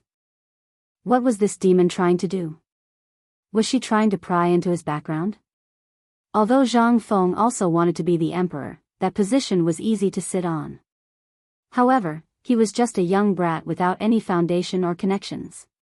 If he wanted to join someone else's huge team of interests, he was simply courting death. Yu seemed to have expected Zhang Feng's answer. She nodded and said, "The world is so big. Does Prince Zhang intend to lean towards one? This lady has heard that Prince Zhang has made some metal boat. I also heard that Prince Zhang said that on the other side of the distant sea, there's a large area of wilderness. This girl's ambition was not small. Zhang Feng couldn't help but become vigilant. If Zhang Feng was really the kind of guy who was blinded by lard and only thought about women, then Zhang Feng would be on the right track at this moment. However, Zhang Feng was not that kind of person. Therefore, Zhang Feng only smiled and interrupted Yu, I didn't expect that a woman like Miss Yu would be so interested in this matter. This is the blessing of my Tang dynasty. When my metal boat is completed one day, if Miss Yu is interested, why don't we go overseas and have a look together? Disappointment flashed in Yu's eyes, but she quickly concealed it. She smiled and nodded, that's for sure. After that, the two of them continued to chat. Yu could see that Zhang Feng was already wary of her and couldn't help but sigh inwardly. She was too hasty. Only then did she ease the atmosphere and use her charm to seduce Zhang Feng. Just as she was about to die, the sound of horse hooves made Yu leave with a smile. After Yu left, the smile on Zhang Feng's face disappeared without a trace. Such an ambitious person, if she were a man, could really become a close friend. However, such a person was also extremely dangerous. You couldn't be sure when she would stab you in the back. However, this was easy to guard against. However, Zhang Feng really couldn't imagine what would happen to Yu. He couldn't help but sigh, beautiful women are all mother * king poison. Yo! You brat, this is awesome. When are you going to attend the wedding banquet? Zhang Sun Chong walked in with a smile and an expression of, you know what I mean. Seeing this, Zhang Feng could only roll his eyes. Why are you here? Zhang Sun picked up a cup of tea that no one had drunk before and said as he drank, Mr. Bashi and the others know that you're causing trouble and are a little angry, so they asked me to come down and ask. However, you're actually eating secretly? When Lao Tzu invited you to Yan Lai restaurant, you pretended to be a grandson. Now, hearing this, Zhang Feng flew into a rage out of humiliation. Bastard. Chapter 899. Zhang Feng didn't want to talk about that woman anymore. However, his mind was full of Yu, which made Zhang Feng even more irritated. You've seen what happened. That's what happened. As for how you want to explain it, that's your problem. However, you can rest assured that they will be watching the game. If I'm not wrong, Li Qian's men should have already returned to the mountain. So, since you're here, don't leave. I'll show you what basketball is tomorrow. Seeing that Zhang Feng wasn't willing to explain and that Li Qingxian had already sent people to the mountain, Zhang Sun was naturally eager to stay. After all, he had been lusting after the ladies from Swallow Descent restaurant during his days on the mountain. Seeing that Zhang Feng wasn't interested, Zhang Sun got ready to leave. However, after getting up, Zhang Sun asked again, Fengzi, are you sure nothing happened between you and Yu? Seeing that Zhang Feng was about to kill someone, Zhang Sun hurriedly shut his mouth. However, he couldn't help but say, let me give you a piece of advice as a brother. You can play with this woman, but don't ever take her seriously. This woman isn't simple. As a brother, this is all I can tell you. After saying that, Zhang Sun slipped away. How could Zhang Feng not know about this? However, he didn't know what kind of bewitching potion he had been fed, but his mind was filled with this woman. He didn't know if this was old Yu's arrangement or if there was something wrong with this woman. If it was old Yu, then it shouldn't be. Otherwise, old Yu would have already taken Yu away by force yesterday. He wouldn't have needed to ask him and would have strongly recommended Yu. During this period, Buggy wasn't the first person to remind him that this woman wasn't simple. He wasn't stupid either, but human nature was just that annoying. Even though he knew that Yu might be a pit of fire, Zhang Feng still wanted to take a look at this pit of fire to see what was inside. Perhaps this was the nature of servility. Sigh. F***ck your love. Zhang Feng couldn't help but raise his head and let out a long sigh. Although he had long fantasized about picking up the prettiest girls, the three women around him were all top-notch. As for Jing Shu and Zhang Yuyao, everyone was optimistic about them. However, Zhang Feng felt that it was so easy to get, so boring. One was as cold as a goddess, while the other was as pure as the little girl next door. As for this Yu, who could charm all living things, she actually made his heart stir. However, someone was trying to dissuade him. This woman might be a poisonous snake. The more he tried to dissuade her, the more Zhang Feng wanted to approach the snake. He wanted to see what she wanted to do. Thinking about this, Zhang Feng actually fell asleep on the recliner. Zhang Feng was asleep. However, Yu Qigong wasn't so lucky. At this time, he was arguing with a group of imperial guards in a corner of the East Market. At this time, the Tang dynasty hadn't entered the era where people didn't close their doors at night, so there was still a curfew. Once the hour passed, a large number of imperial guards and city guards were roaming the streets and alleys of Chang'an. If you didn't go home after being warned 3 times, you would be sent to the Ministry of Justice's prison to lie dead for 3 days. At this time, Yu Qigong, who was desperately rushing to finish the construction, encountered a group of people who didn't care about their lives. They blocked everyone's way with red faces and thick necks.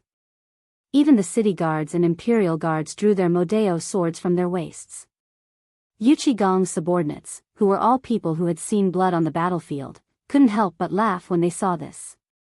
At this time, they didn't carry any weapons and were even wearing the clothes of ordinary people. However, the moment these people drew their Modeo swords, everyone instantly looked at the group of new recruits with half-smiles. The new military training of half a month had already made them full of anger. Now, they finally found an outlet to vent. What's going on? At this time, Yu Qigong rushed over on a big horse and stared at the imperial guard who drew his Modeo swords and asked. When the imperial guard saw that the person in charge was riding a horse in the middle of the night, he couldn't help but become angrier. Very well. Old man, don't you know that after the curfew, except for the Duke and the Emperor, no one is allowed to stay on the streets, let alone ride a horse? Men, tie this old bastard up for me. However, before they could do anything, Yu Qigong was so angry that his beard was about to stand up. He waved his hand, and the group of soldiers who were watching the show instantly pounced on him like hungry wolves. The imperial guards and city guards had never seen this kind of person before. They were so frightened that they turned pale. Especially the leader of the group. After seeing this, the first thing he did was not to question. Instead, he drew a swana from his waist and hurriedly blew into it. Rebellion, rebellion, you dare to rebel? Just wait for Lao Tzu to cut you into pieces. Oh. You're still calling for help? Yu Qigong was so angry that he laughed.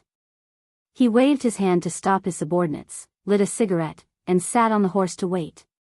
When the sound of the lock fell, as if it was a signal, the quiet streets of Chang'an city were filled with waves of rapid locking sounds.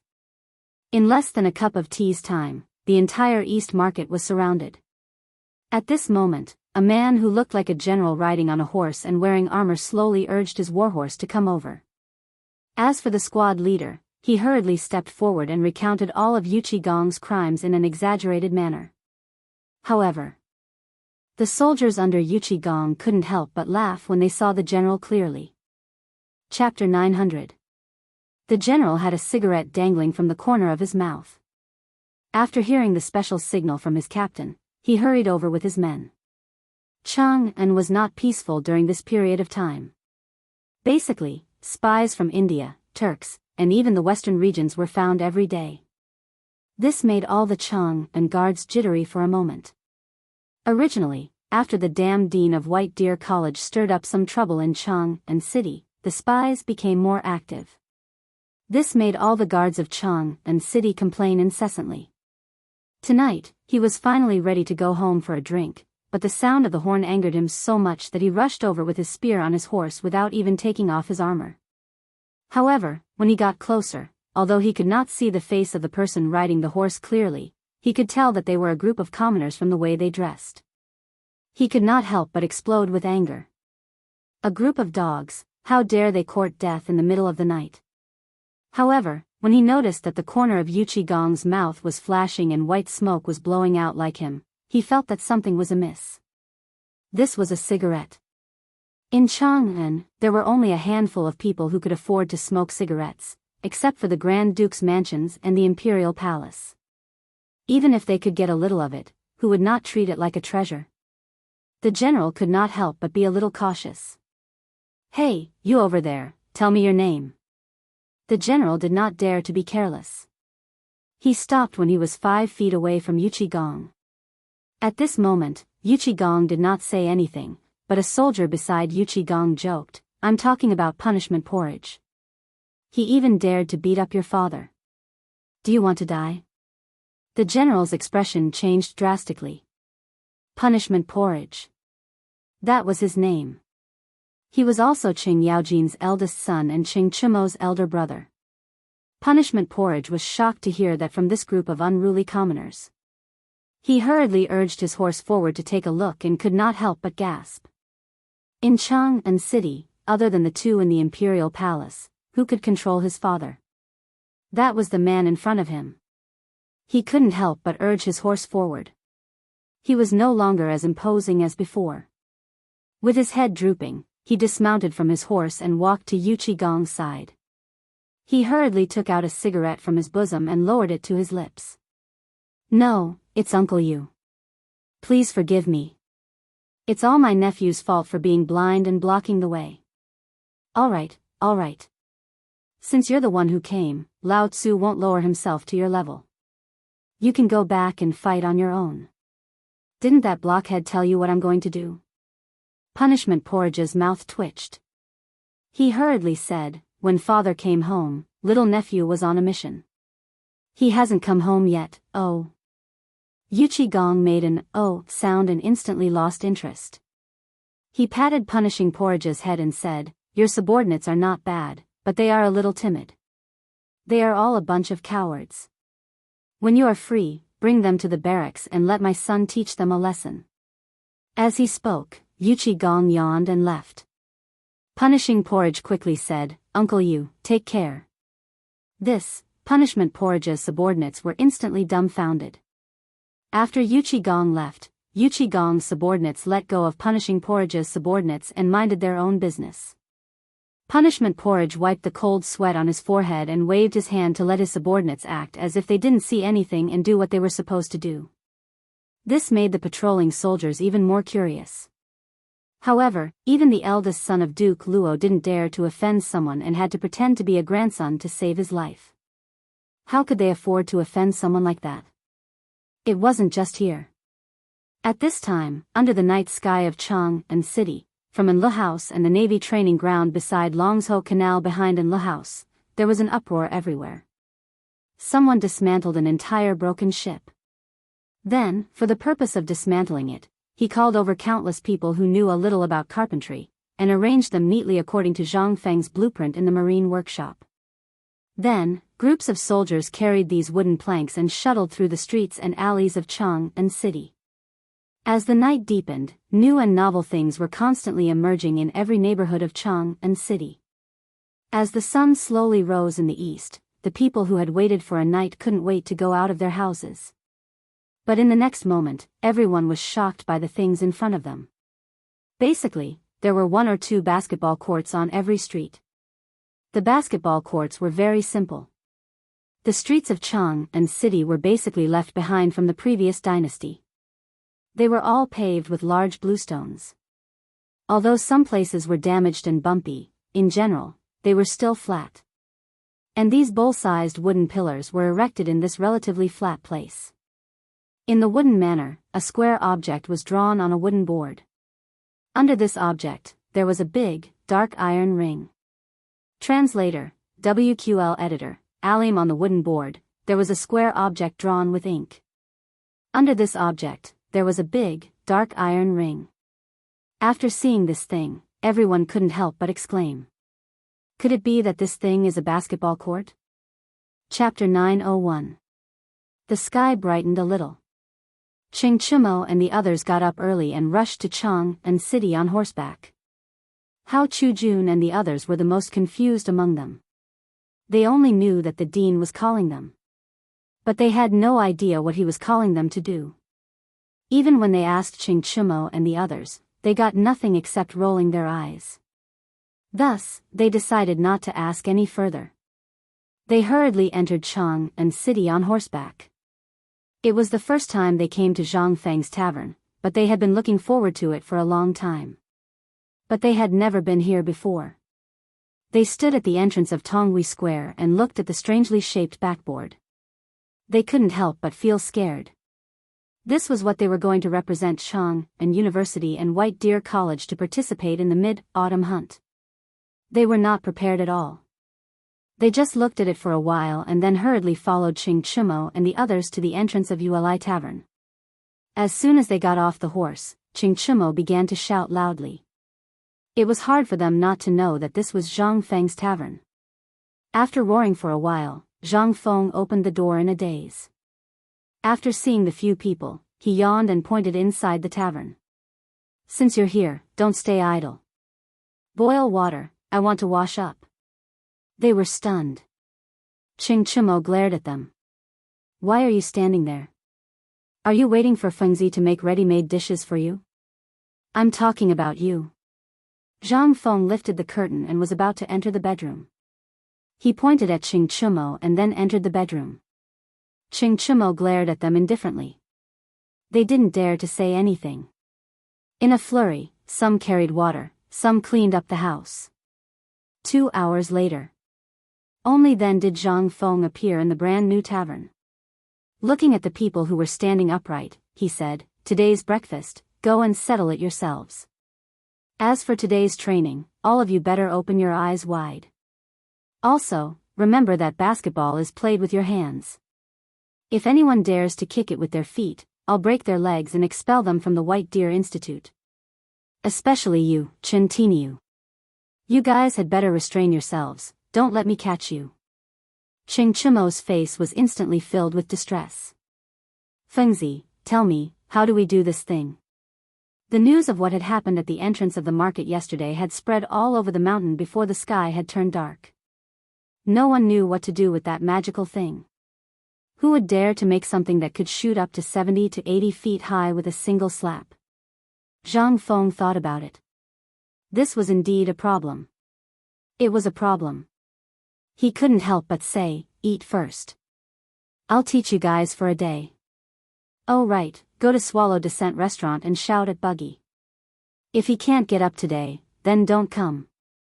Zhang Feng wanted to instruct everyone to cook, but when he looked at the crowd, who would dare to let them do it? At this moment, a voice rang out from the market entrance that instantly woke Zhang Feng up. "Young masters, you haven't eaten yet, right? This servant knows that Prince Zhang has something important to do with you young masters today, so this servant has prepared some food. I hope that you young masters will kindly accept it." Yuchi Yu had come. Today, she had brought along 3 servant girls and 3 servants from the Yuchi family. At this moment, each of them was carrying a large box of food. However, when she saw Qing Chumo and the others, her expression unconsciously became flustered. Zhang Feng wanted to say something, but when he saw that the people at the door were all looking at Yu in a daze, what could he say? He only stood up and cupped his fists. "Then I'll have to trouble you, Mississippi." Yuchi Yu was very tactful. After putting down the food box, she left. It was as if she already knew that Zhang Feng didn't want to cook. She also knew that Zhang Feng was very busy today. Like a virtuous wife, she left after finishing what she was supposed to do. Seeing this, Zhang Feng was stunned. In the end, Zhang Feng only shook his head and said, "Eat. After eating, we'll start." The food in the box was very sumptuous.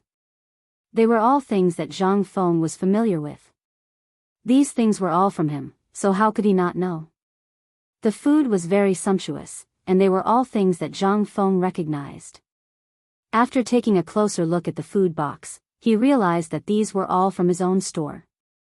The bamboo basket handle of the food box had the words, "Chang" and "Restaurant, White Deer College Branch 37" written on it.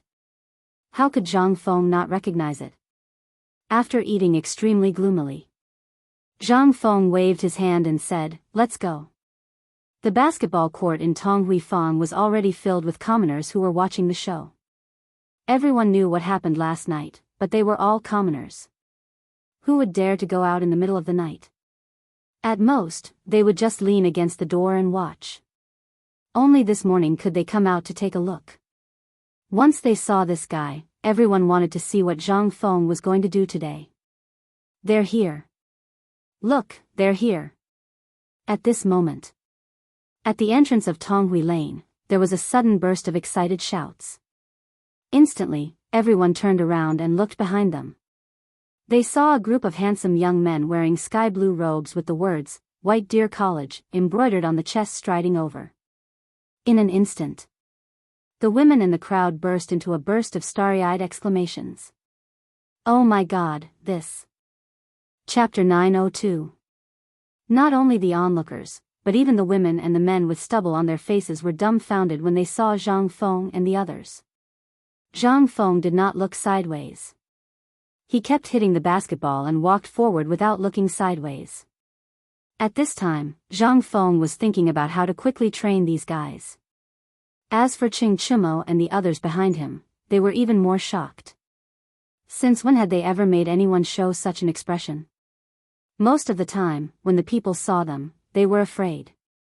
At this time, they could not help but copy Zhang Feng's posture. They stood straight as if they were going to the battlefield. They followed Zhang Feng closely with a cold face.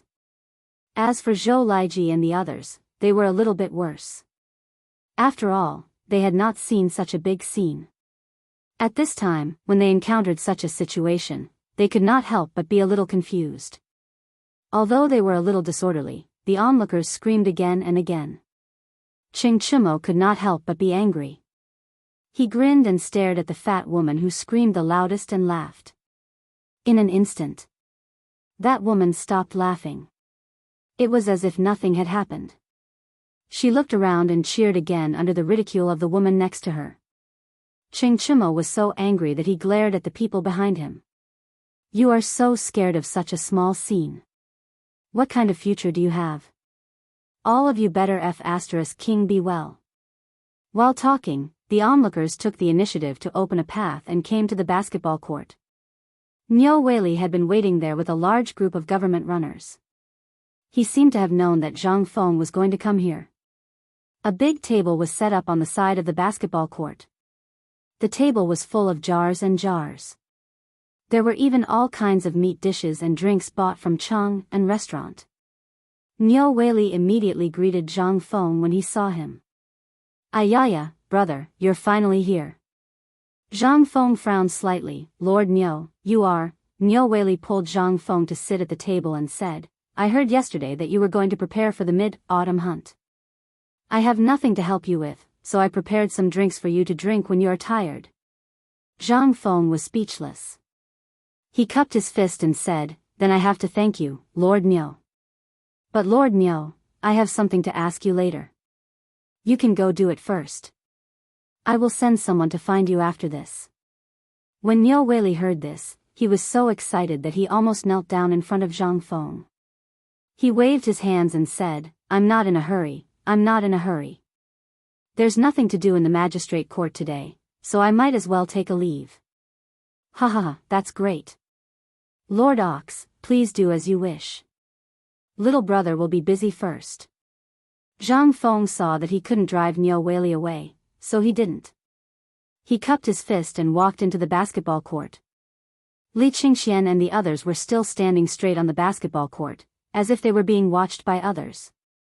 They heaved a sigh of relief when they saw Zhang Feng.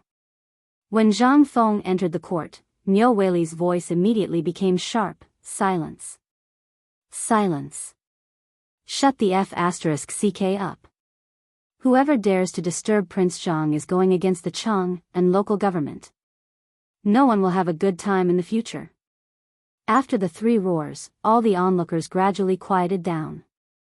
They were not afraid of Niu Weili's threat, but most importantly, they did not dare to disturb Zhang Feng. Otherwise, wouldn't they be scolded to death if their own people decided to enroll in the academy, or if the news about this were to spread? It was because they had harmed Zhang Feng that the White Deer College's quota for the imperial examination 3 years later was taken away. There was a quota for the imperial examination every year. As for the mid-autumn hunt, if one fell behind in the mid-autumn hunt every year, 10 people would be taken away. 3 years, if it was 3 years in a row, as long as one was thick-skinned enough and didn't think it was shameful enough, one could give it a try. Therefore, every academy regarded the spring hunt and the mid-autumn hunt as the most important event of the academy. Even the birth of a son by a concubine wasn't as important as this. The honor of the entire academy was all here. At this moment, among the crowd, the people from the Imperial College had already squatted at the side and watched coldly. They didn't know what this thing that was bragging about was, but looking at its posture now, it really looked like it. The people from the Imperial College couldn't help but frown slightly. While they were frowning and discussing, Zhang Feng moved. Zhang Feng patted the basketball as he said, "Today, I will only demonstrate it 3 times. After that, each of you will have to practice dribbling. Niu Pihuang will bring 4 basketballs later. When the time comes, there will be 2 teams. Each team will have 2 balls and you will practice dribbling at the same time. 3 days, I will only give you 3 days. If you guys still can't familiarize yourself with dribbling within 3 days, then get lost." Zhang Feng's half-threat was indeed very effective. After all, this method was really effective against a wretched person like Qing Chimo. At this moment, Li Qingxian asked, "Feng Zi, this thing is just padding?" Everyone, including the onlookers, had suspicious expressions on their faces. This thing could strengthen the body? Could it prolong life? Could it? When Zhang Feng heard this, he said, "I said that I will only demonstrate it 3 times. Now look carefully. For the first time, I will only demonstrate the entire movement and flow of the basketball. As for how much you can learn after that, it will depend on your luck." Chapter 903. Zhang Feng didn't have much hope that these people would be able to fully familiarize themselves with the game. After all, basketball wasn't something that could be learned overnight. Even for Zhang Feng, it took him more than 10 years to learn from primary school, high school, and then university. He even skipped dating to play basketball. Only then was he able to compete with the old man in basketball. As for the people from Imperial College who were watching, Zhang Feng didn't care about them at all. Zhang Feng knew why Niu Weili insisted on staying. It was undoubtedly because he was afraid that the people from Imperial College would cause trouble. Therefore, he stayed behind to keep the situation under control. However, was Zhang Feng afraid? Who was he afraid of?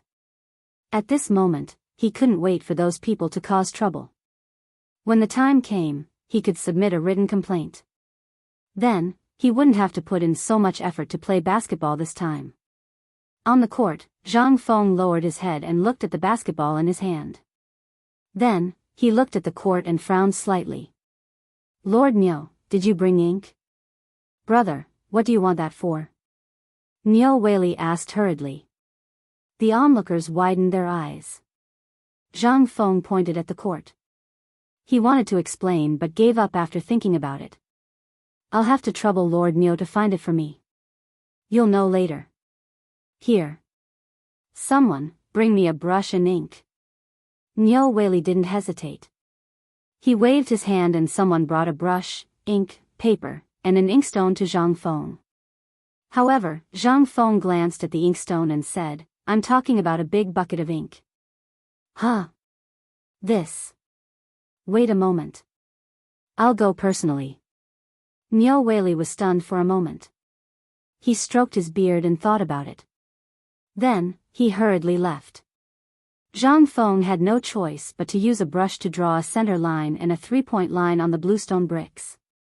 After explaining the rules of these things in detail, he said, "Everyone, watch carefully." After that, Zhang Feng stood under a backboard. He lightly tapped the basketball on the ground and ran out quickly. He passed the ball and then dribbled. He shuttled back and forth between Qing Chumo and the others. His movements were extremely graceful. This caused the surrounding commoners to cry out in alarm. Among the crowd, a middle-aged man who smelled like Chinese medicine watched Zhang Feng's actions. He squinted his eyes and stared at Zhang Feng for a long time. Then, he hurriedly took out an ancient book and started to read it. Then, he couldn't help but exclaim, "I got it. Ha ha ha, I finally know the secret of Prince Zhang's basketball." Hearing this, the onlookers couldn't help but be shocked. They hurriedly looked at the doctor. When they saw that he was just a passing doctor, they couldn't help but roll their eyes and continue to watch Zhang Feng's handsome movements. When the doctor saw this, he couldn't help but feel anxious. He quickly held up a medical book and said, "Look, this medical book once said that this thing promotes blood circulation, activates blood circulation, and relaxes tendons. Take a look at this." "What is this?" "This is the 5 animal frolics technique written by the divine Dr. Hua Tuo. You all know about the 5 animal frolics technique, right? This is an ancient book." At this point, the crowd was slowly attracted to the doctor. "Doctor, which one do you think is better, Prince Zhang's basketball or the 5 animal frolics technique?" The ancients didn't care about good or bad. They just wanted to know which one was better. After all, only those who could afford the book and those from the aristocratic families had the leisure to play with the 5 animal frolics technique. For old farmers like them, who dealt with the bankers all day long, how could they have the time to play with this? If they hadn't heard that Prince Zhang's game could not only be played by everyone, but also paid for and promised, they wouldn't be bothered to play with it. However, at this time, after seeing Zhang Feng's elegant movements, the crowd's thoughts changed. If my son, or even I, went to play, how many women would be charmed to death? However, at this time, when they heard someone mention the divine medicine god Hua Tuo, they couldn't help but be a little interested. Didn't Prince Zhang's basketball make Zhang Feng want everyone to live longer? Seeing that someone finally responded, the passing doctor excitedly held up the 5 animal frolics technique in his hand and said, "Look, this is the 5 animal frolics technique. However, compared to the one shown by Prince Zhang, I think the one in Prince Zhang's hand is better. Look at his every movement. Doesn't it look like he's practicing martial arts? His hands, eyes, nose, feet, and waist. Which one hasn't he used? This has already achieved the effect of promoting blood circulation in medicine. But that's not the most amazing thing. The most amazing thing is that young Master Zhang Feng can actually make people's hearts move at will, and he even adds some intelligence. In this way, the 5 animal frolics, when compared to his basketball, is simply, the student has surpassed the master." He didn't dare to say anything. After all, Hua Tuo was the ancestor of all doctors. If he dared to say anything, he wouldn't be able to practice medicine until tomorrow. How could he be worthy of deceiving his master and destroying his ancestors? Chapter 904. At least half of the people in Chang'an were watching. After all, basketball had been rumored to be magical. Who didn't want to see for themselves whether it was true or not? At this time, the words of the doctor seemed to have grown wings and spread rapidly among the people. It was even spreading in the palace at this time. In the imperial study, Li Shimin was reviewing memorials and government affairs. At this time, Empress Zhongsun and Li Tai slowly walked into the imperial study. When Li Shimin came back to his senses, Zhongsun Wugo and Li Tai greeted. Then, Empress Zhongsun put a bowl of nutritious porridge mixed with bone-strengthening powder in front of Li Shimin.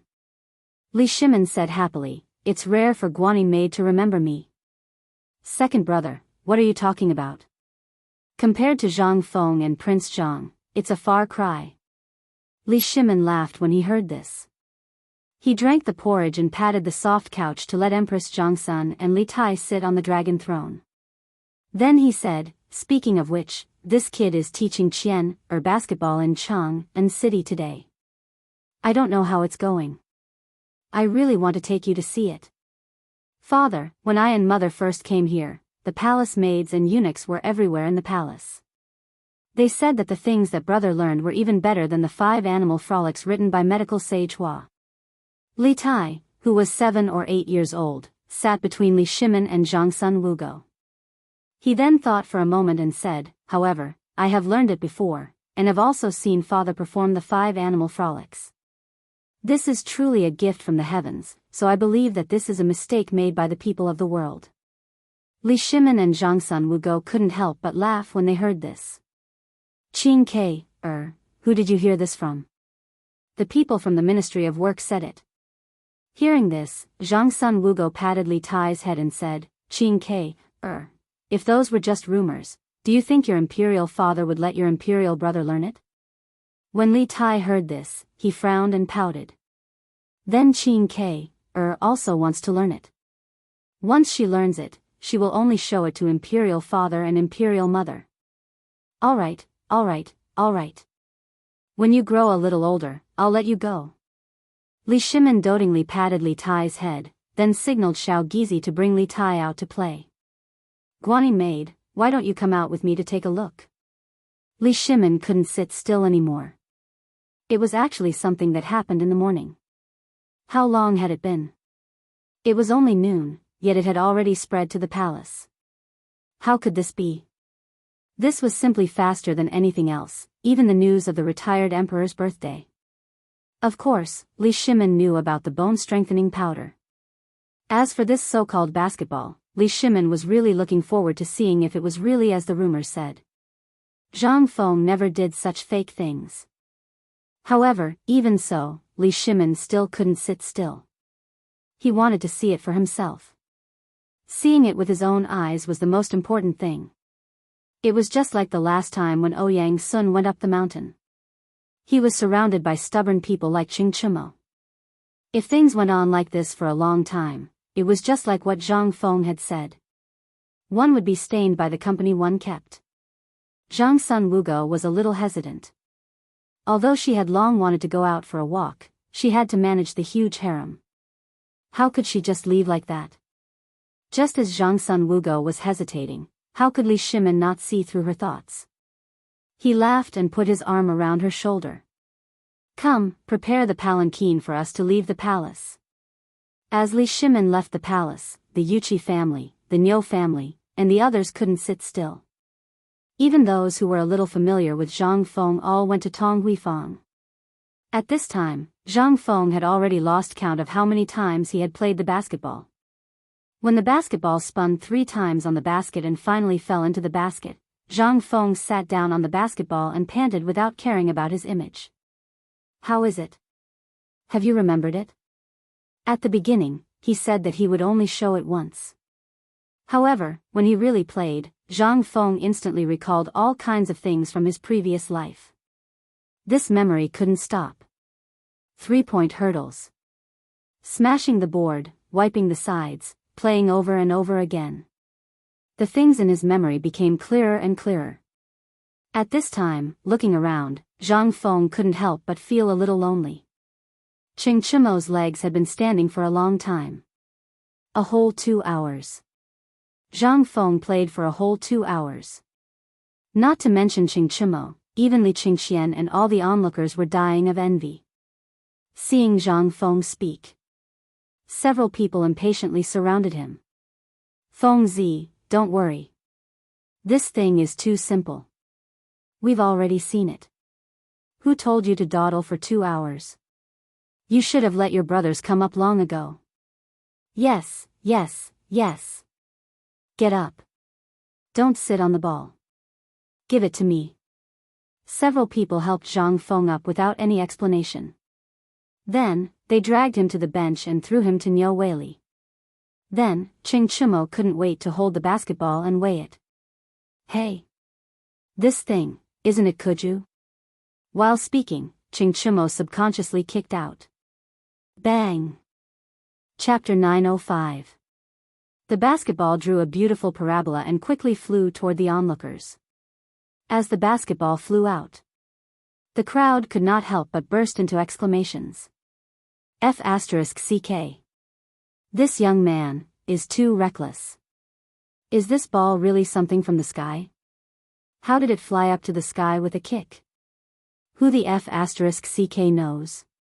But now it seems that the effect of prolonging one's life is real.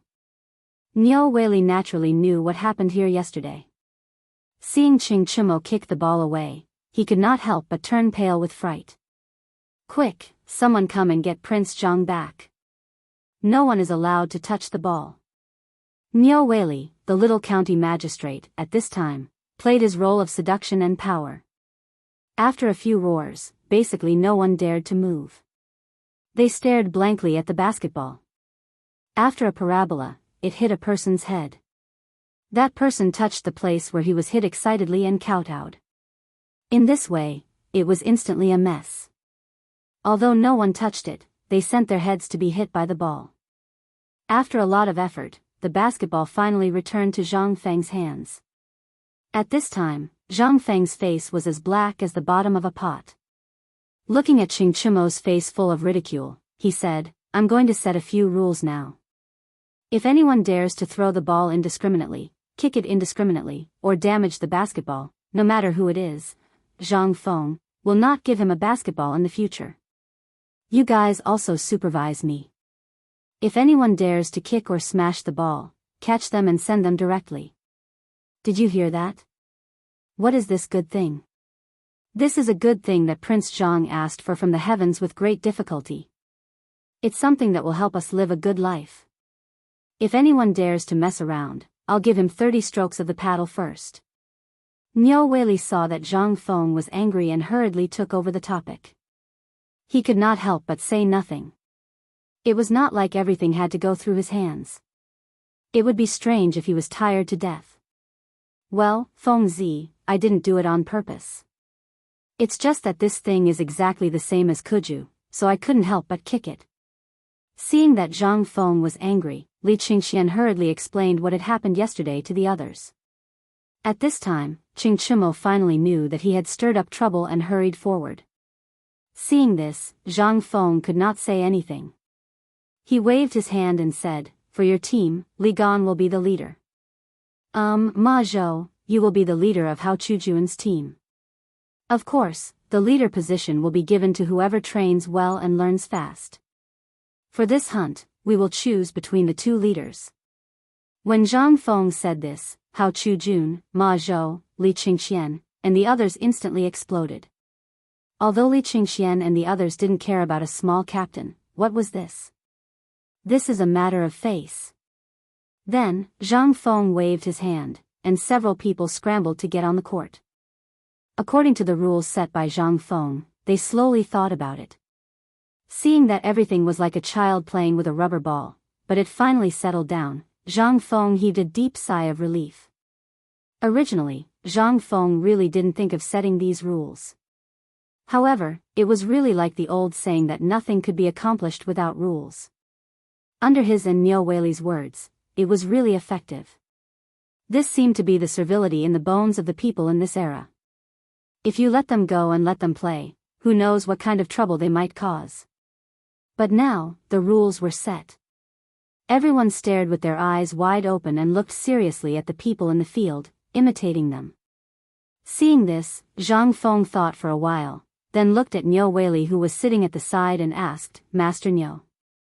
Seeing that Zhang Feng called, Niu Weili hurriedly responded. Zhang Feng continued, "I have something that you need to do for me immediately." Seeing this, Niu Weili said seriously, "It's about this basketball, right? Don't worry, as long as I can do it, I will definitely do it for you. It's done." Hearing this, Zhang Feng took out a piece of white paper from his arms and said, "This has what I need. From now on, I will have to trouble Master Niu to help me pay attention to the merchants in Lingnan. As long as you see what is written on the paper, buy it for me regardless of the price. Of course, regarding this basketball, Master Niu will also pay more attention to it. After all, this is made by us two brothers."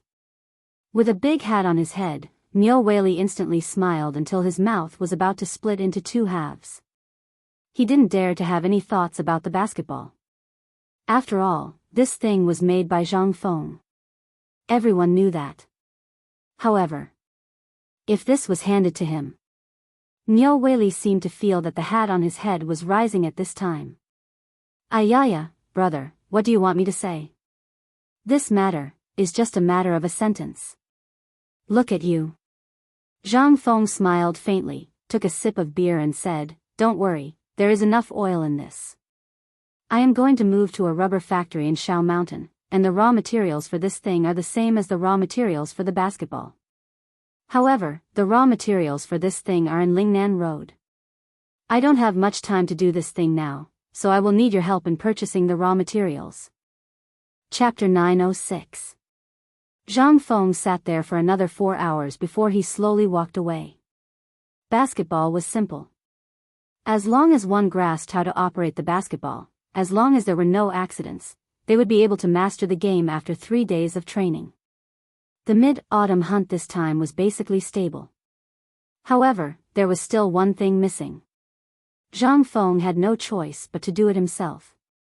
When he entrusted Niu Weili with the task of finding the rubber, Niu Weili immediately sent someone to call the market's broker. The broker looked through the Lingnan merchants in Cheng and today and recently and found something. Therefore, Zhang Feng waited for more than 4 hours. When he finally managed to squeeze out of Tong Huifang, he instantly felt that his ears were much quieter. Although there was still a buzzing sound, it was much better than before. Zhang Feng lit a cigarette happily and sat at a fermented glutinous rice wine stall at the entrance of Fatong City, slowly drinking fermented glutinous rice wine. After 3 bowls of glutinous rice wine dumplings, Zhang Feng saw the Lingnan merchant in green and brown clothes that the broker had mentioned. He was walking into the market listlessly. After the merchant set up the stall, Zhang Feng pretended as if nothing had happened and slowly walked forward with his hands crossed. Kicking the black rubber material with the tip of his foot, Zhang Feng asked, "What is this thing?" The merchant seemed to be used to it when he heard someone asking. He changed his posture from leaning on the basket to lying on a linen cloth. He did not even lift his eyelids as he said, 100 copper coins for 1 piece. Choose what you want. Hearing this, Zhang Feng could not help but feel a little surprised. He remembered that the 3 pieces of rubber last time cost 30 copper coins. Why was it so expensive? Shopkeeper, can you tell me what this thing is? Why doesn't it look like jade? Why is it so expensive? Are you trying to trick me? At first, the merchant seemed to want to ignore Zhang Feng, but seeing that Zhang Feng was actually arguing, he couldn't help but roll his eyes and say, "Little kid, what do you know?" The last time someone came to the Tang dynasty, he also sold 3 pieces of resin the size of a human head and earned 30 copper coins. The resin I brought is of superior quality, much better than his. Indeed. This time, regardless of whether it was the degree of preservation or the color, the rubber was indeed different from the previous one. Zhang Feng couldn't help but chat with the shopkeeper again. He couldn't help but secretly praise the businessman from before. He was really a king genius. After that group of businessmen returned from the Tang dynasty, they actually began to hype up rubber, and this man was the biggest victim. He bought all the rubber from that businessman with all his property. But when he came to the Tang dynasty, he was completely dumbfounded. Who the *ck would want this thing? By the time he realized that he had been deceived, it was already too late. Now, he didn't even have food to eat, let alone the travel expenses back home. That was why he was so careless when Zhang Feng asked him earlier. He really didn't have any strength left. And this made Zhang Feng see a glimmer of hope.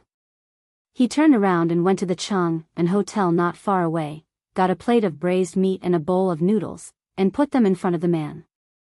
The man was surprised at first, and then looked at Zhang Feng suspiciously. Seeing that Zhang Feng didn't mean any harm, he wolfed down the food. But when he ate, his snot and tears almost made Zhang Feng vomit.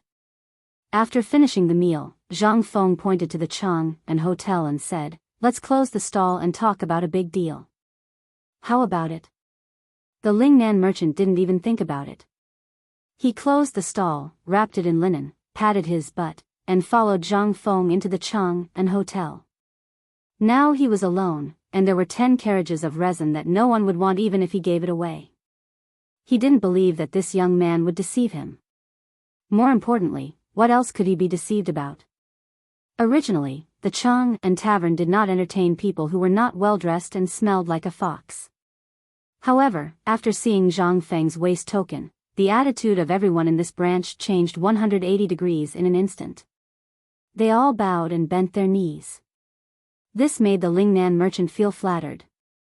The two sat down. Zhang Feng poured a cup of tea for the merchant, and then slowly said, "How much is this thing in your Lingnan?" "No one wants it. No one wants it even if it's rotten on the streets." Ding duo just take some back to burn when there's no firewood. After the Lingnan merchant finished speaking, he looked at Zhang Feng and said, "Does the young master like this thing?" He vaguely remembered. After Akamba went up, he said that a young man had bought this thing. Originally, this thing was brought to block the leaking of water in the carriages, but he didn't expect that he just casually mentioned a price, and that silly boy bought it. This was the purpose of his advocacy after returning to Lingnan. He also saw that this thing was actually bought as a treasure for a young master who hadn't seen the world. If it was someone else, who would want it? But now, he faintly felt that this boy seemed to be that fool. He couldn't help but look forward to it. Zhang Feng was not a fool. How could he not know the merchant's nature? He drank the tea lightly and said, "I'm a little interested. But as for the specific use of this thing, it depends on the price you mention. If you have a lot of it, I'll naturally buy more. But you have to tell me the use of this thing first. Otherwise, why should I buy it?" Chapter 907. When the Lingnan merchant heard that, he couldn't help but frown deeply. He didn't know what Zhang Feng was planning, but for the sake of the bowl of rice just now, he still said, "Young man, since you look familiar, I'll tell you about it. This thing actually doesn't have much use. Other than being able to start a fire, the kind that is full of smelly smoke, it can only be used to block leaks. Do you know how to refine this thing?" Zhang Feng interrupted the merchant and asked. The merchant was stunned, then nodded and said, "Yes. That's good." Zhang Feng put down his teacup, put his elbows on the table, and stared at the merchant. "What's your name? I have a good job here. Listen to it first. If you agree, we'll start from today. How about it?" The merchant did whatever he could, but at this moment, he was attracted by the good job Zhang Feng kept talking about. He nodded subconsciously. Zhang Feng then said, "I plan to buy this resin at a price of 100 copper coins per stone, but I have a condition. That is, you have to make it to the way I need it. I'll provide you with a workshop in Chang'an. As for your access to Chang'an and the Tang dynasty, as long as you do it well, one of my businesses in White Deer College may also cooperate with you. How about it?" The merchant was shocked when he heard that. He hurriedly asked, "Young man, you are Zhang Feng?" Hearing that, the merchant trembled all over. Anyone who had been to Chang'an would know who the county magistrate was, but this Zhang Feng was someone he must know. Not only was he generous, but he was also kind. No wonder no one cared about him after being in Chang'an for so long. Now, someone was so kind as to treat him to a meal. It turned out that he had met Zhang Feng. Moreover, Zhang Feng's miraculous methods were the dream of all merchants. Now, he actually met him. The merchant hurriedly knelt on the ground and kowtowed. "Little son Gua greets President Zhang." Zhang Feng didn't reject this kneeling. Instead, he accepted it with a smile. Rubber is a good thing. Not only was it a raw material for making basketballs, but it was also needed for rubber factories in the future. Looking at Sun Gua, Zhang Feng said indifferently, "What are you doing? Get up, get up, get up and talk." Seeing this, only then did Sun Gua stand up timidly, bowing his back and not daring to sit down even if he was beaten to death. "Let me ask you, how much of this resin is there in Lingnan?" "Many. Basically, the mountains and plains of my hometown are filled with these things." "All right, I don't care how you buy it or how much you buy it. I'll only pay you 100 copper coins. Moreover, you need the special ingredients that I want. Do you understand?" Sun Gua was not a fool. The reason why he said that it was 100 copper coins was basically nonsense. In Lingnan, 3 copper coins per caddy was already a sky-high price. Although it had been hyped up by the previous person, the price was still not high. After all, other than Zhang Feng, no one else would buy this thing. It was basically a no-cost business. After finalizing some things, Sun Gua went out happily and sent 10 carts of resin to Niu Pai Huang. After dealing with the rubber matter, Zhang Feng could not help but sit in the restaurant and slowly eat and drink. The promotion of basketball was bound to need basketballs. Now, only the basketball in Li Gan's hands, and how many would be produced tonight. However, it was still a drop in the bucket for the whole of Chang'an. He did not dare to imagine what would happen after the Tang dynasty was promoted everywhere. Just like cigarettes. Even if there were hundreds of people smoking cigarettes day and night in Tonghui Square every day, it still could not keep up with the consumption rate. That thing. It was simply too much. These were all things that needed to be dealt with. If one wanted to open a cigarette factory now, one had to wait until the academy was open. The food factory that was located at the entrance of the mountain was already enough to be criticized. If one were to start something else before the academy was open, not to mention others, even Yu Shinan and the others would scold him to death. After dinner, Zhang Feng walked out of the Chang'an hotel dizzily. As soon as he walked out, he bumped into someone. After taking a closer look, Zhang Feng could not help but be stunned. Yo, Lao Li, long time no see. Why are you here? The people who came were Li Shimin, Zhang Sun, and the fourth prince, Li Tai, who knew that Zhang Feng was drinking here. Seeing that Zhang Feng recognized them, Li Shimin pulled Zhang Feng into the Chang'an hotel and then sat down in a private room on the second floor. Zhang Feng then saluted dizzily. Little brother Zhang Feng greets sister-in-law. Empress Zhangsun had not been addressed like this for a long time. She nodded as a form of acknowledgement. Are you brother Zhang Feng? At this moment, Li Tai, who was hiding behind Zhang Sun and Wu Go, stared at Zhang Feng and asked curiously. Zhang Feng smiled and squatted down. Yes, who are you? My name is Li Dan. Li Gan is my elder brother. Huh, Prince Zhang, you guys chat. I'll take Dan out for a walk. I haven't been out for a long time and Dan is panicking. While speaking, Zhang Feng got up and sent Zhang Sun and Empress out. Li Shimin then laughed and scolded, good fellow, now that you have something good, why didn't you tell me in advance? Chapter 908. Zhang Feng didn't know how to answer. He said awkwardly, you haven't come for so long. I thought something had happened to you. How is it? Have you settled the matters at Longyu Road in Chuzi City? Hearing Zhang Feng's question, Li Shimin's eyes flashed. He tapped his finger on the table a few times and said, how can things be settled so quickly? Those soldiers have set up camp in Chuzi City. Now that the people are panicking, it's even more chaotic. This time, I came mainly to ask you about the flintlock you mentioned. I heard from Qian that you found a coal mine. Li Shimin asked the last two words in a voice that only the two of them could hear.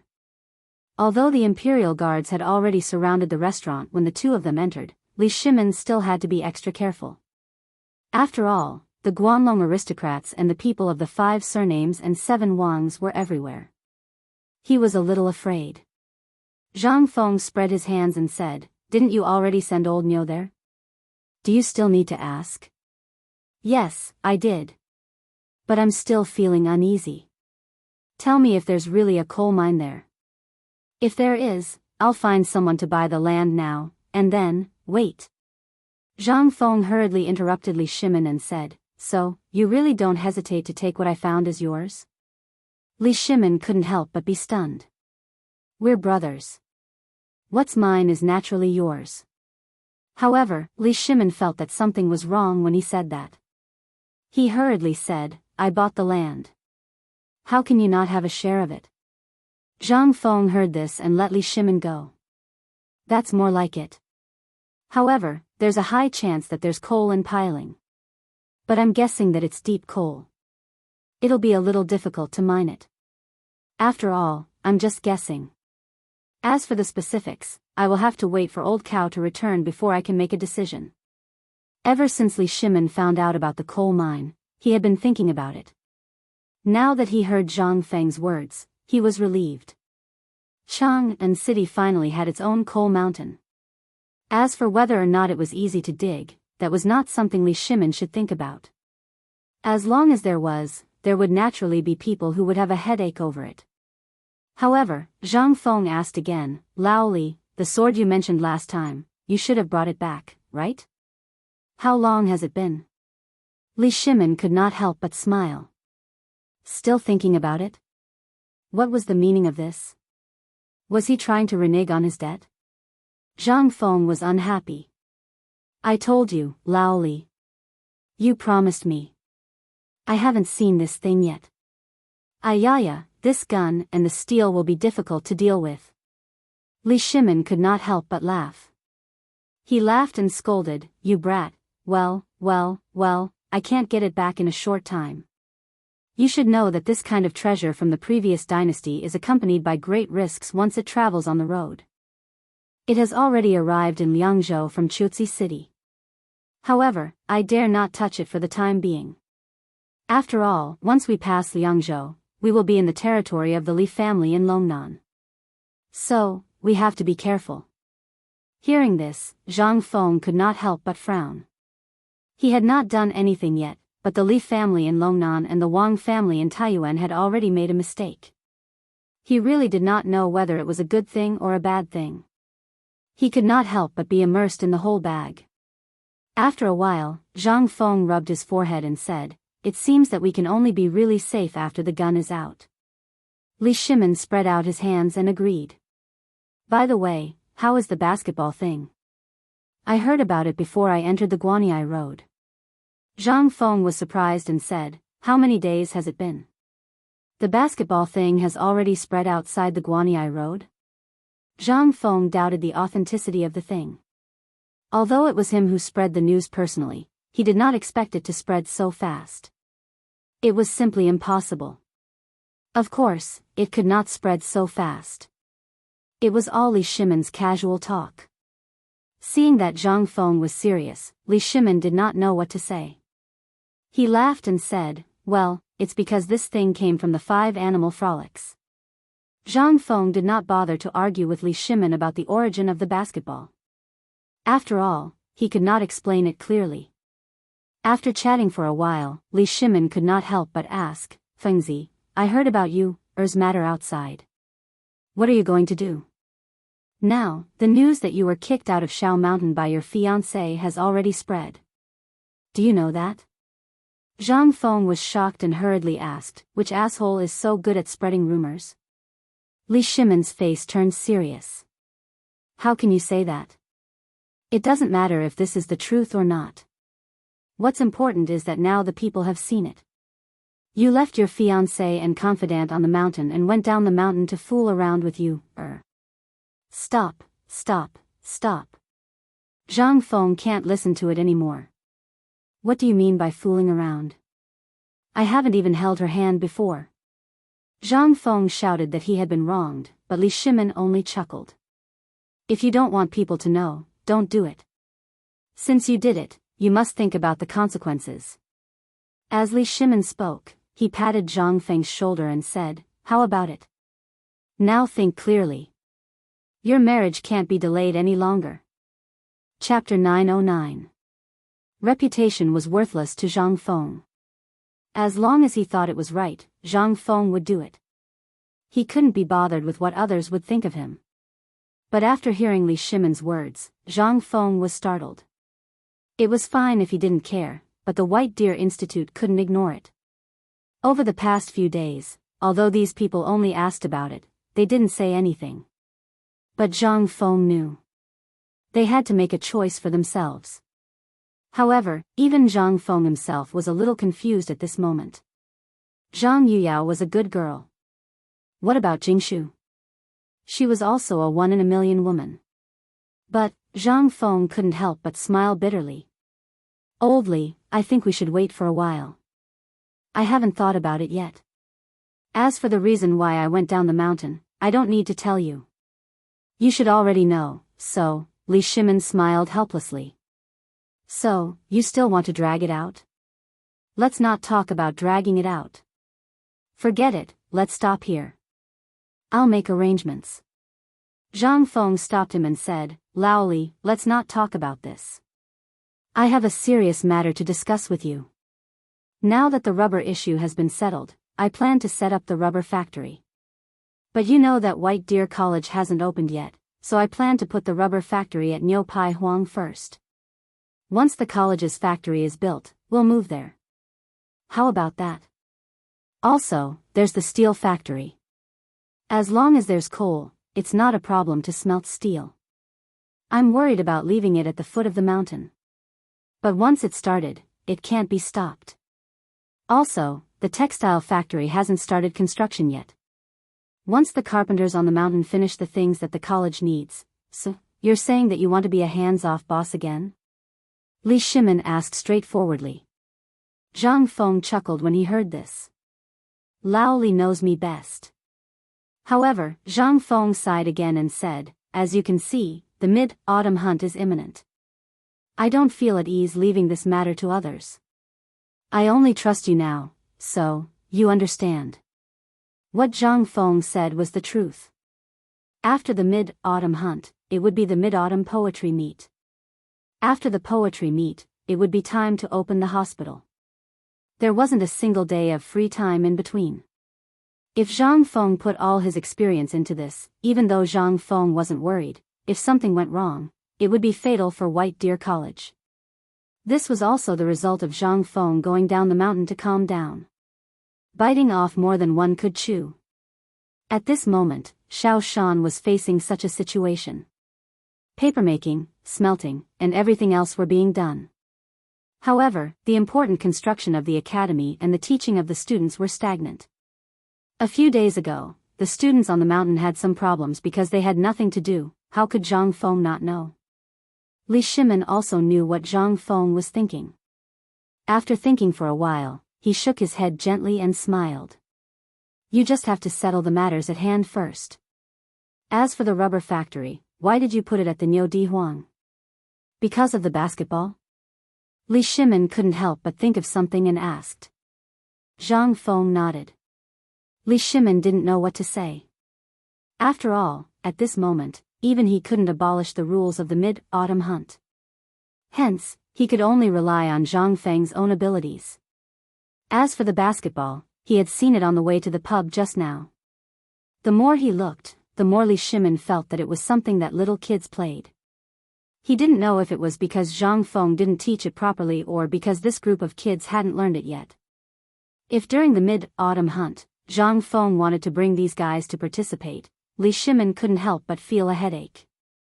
Fengzi, if you really can't do it, I'll find you a Kuja team, however, Zhang Feng interrupted him and said mysteriously, don't you believe me? Li Shimin smiled bitterly. It's not that I don't believe you, but look at that group of guys, what are they doing? How is it possible? Seeing that Li Shimin kept asking about this, Zhang Feng seemed to have expected a little. This time, his topic with Lao Li was too heavy. It was a little stuffy, and it was because of this stuffiness that Zhang Feng noticed that Li Shimin seemed to have something on his mind. After all, bringing a family out, wasn't this to relax? Was there such a way to relax? Zhang Feng stared at Li Shimin until Li Shimin felt a little unnatural. Then, he said, Lao Li, you are a person who doesn't hide your thoughts. Did something happen? It was fine if Zhang Feng didn't say it, but when he said it, Li Shimin couldn't help but be shocked. He did have something on his mind, and it was very heavy. However, no one had noticed it for such a long time. How did this kid find out? Was there really something different about him? Could he read people's minds? Li Shimin immediately smiled and said, before you asked, I really didn't notice any problems, but now that you asked, I do have something to ask you. Zhang Feng thought to himself and said, what's the relationship between the two of us? Say it. Li Shimin heard this and sat silently for a moment. Then, he slowly asked, what do you think of the current imperial court? Chapter 9-10. Zhang Feng didn't expect Li Shimin to ask this question and almost choked to death. He stared at Li Shimin and said, Lao Li, can we talk about something else? If this thing is heard by outsiders, you will lose your head. You are a businessman. Even if there are people in the imperial court who covet you, you don't have to talk about the imperial court like this, right? Won't you die faster? Li Shimin looked at Zhang Feng in amusement and said, why, are you so afraid? But let's not talk about anything else. Just treat it as a topic of conversation. This is our own business, what is there to be afraid of? Zhang Feng heard this and thought, that's right. Then he looked out of the window worriedly. Li Shimin was angry and amused. This is the second floor. Why do you think someone would dare to come up here to eavesdrop? Isn't it because I am afraid of being eavesdropped? Zhang Feng shrugged and said seriously, actually, I do have something to say about the imperial court. But Lao Li, you'd better treat it as a joke. Don't spread it. Li Shimin nodded. Let me say it first. After saying this, Li Shimin stood up with his hands behind his back and tried to recall, when we came out of the cooperative, in fact, whether it was Guanlong, the 5 surnames and 7 hopes, or those people from the aristocratic families, they had restrained themselves a lot. Especially because of the benefits of your bone-strengthening powder, the emperor has not given these people a chance to choose again. Zhang Feng nodded his head and said, these things, you heard it all from Lord Changsun there, right? Hearing this, Li Shimin did not answer. Instead, he said to himself, you guessed right. That's exactly the case. However, haven't you noticed that Guanlong's people have been very low-key recently? They haven't even come out to cause trouble.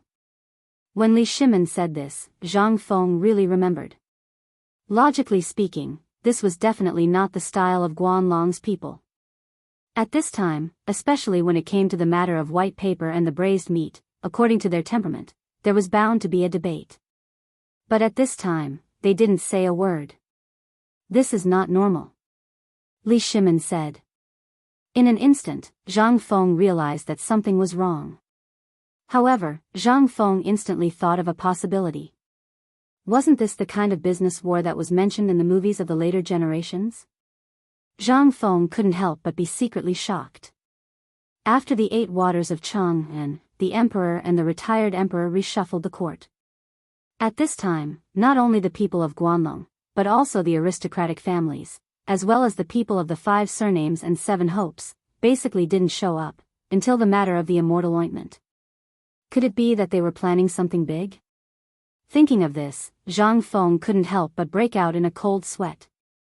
Lao Li, if you didn't mention it, I really would have forgotten about this. Seeing this, Li Shimin said, now you also realize that something is wrong, right?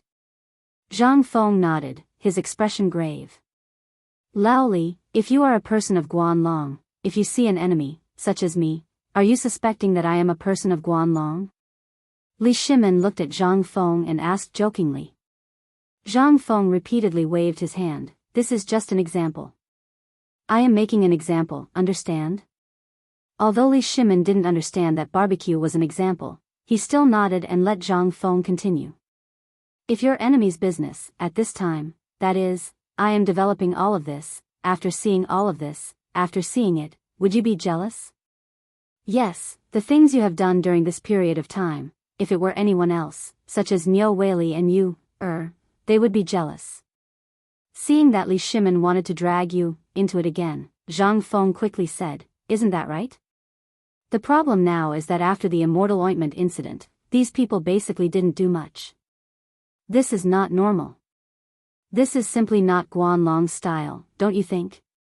Hearing this, Li Shimin's expression became grave.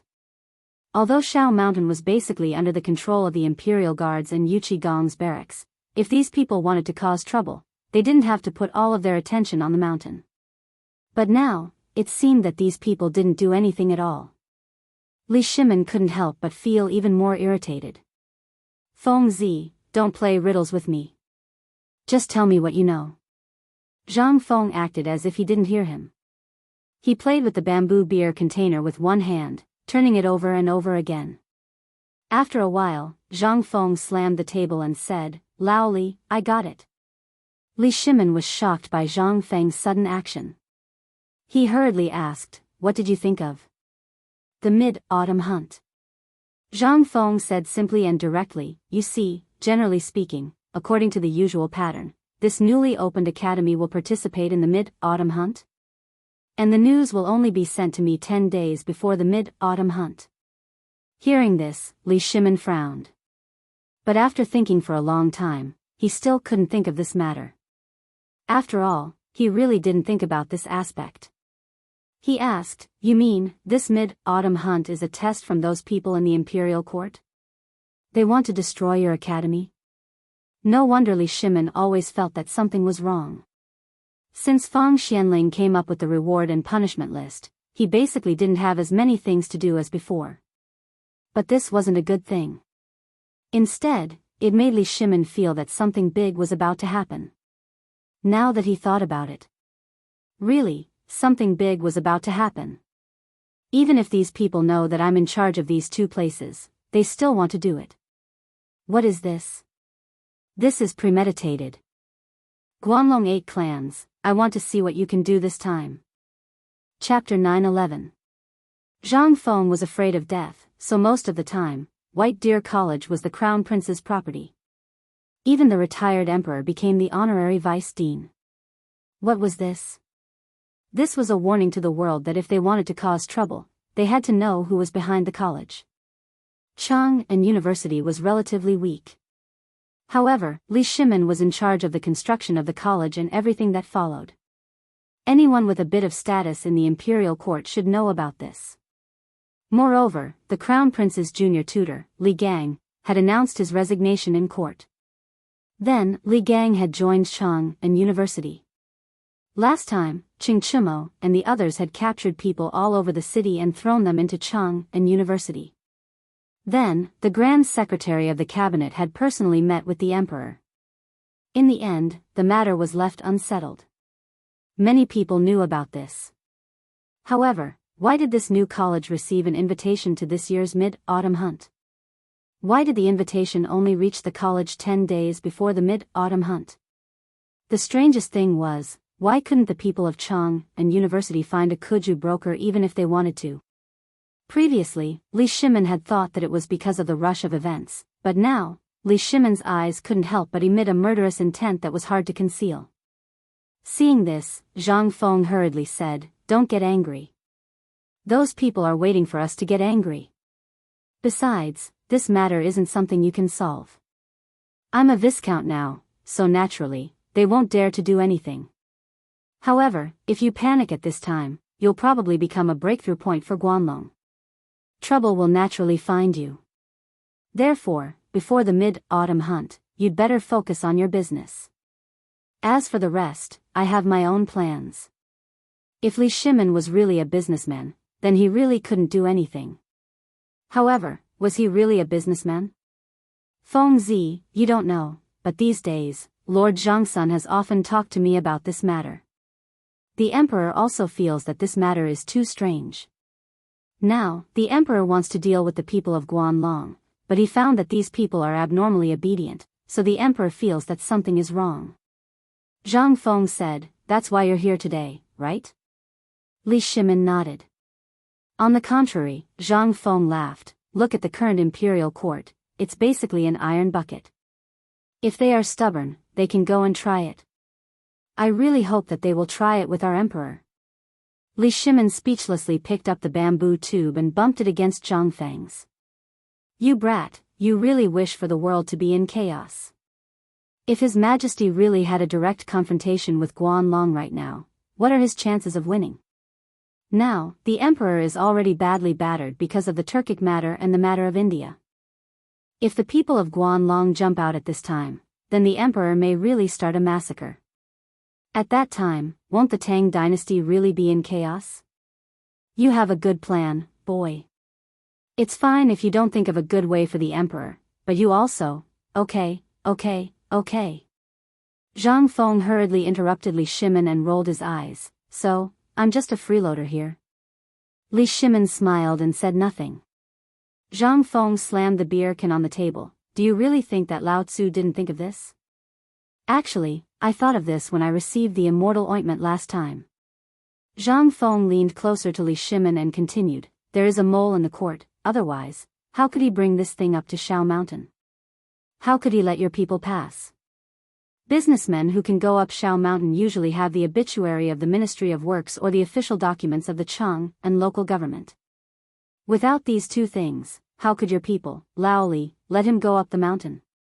In other words, among your people, there are also people related to Guanlong." Hearing this, Li Shimin's face changed greatly. This was the thing he didn't want to see the most, but now, Zhang Feng said it.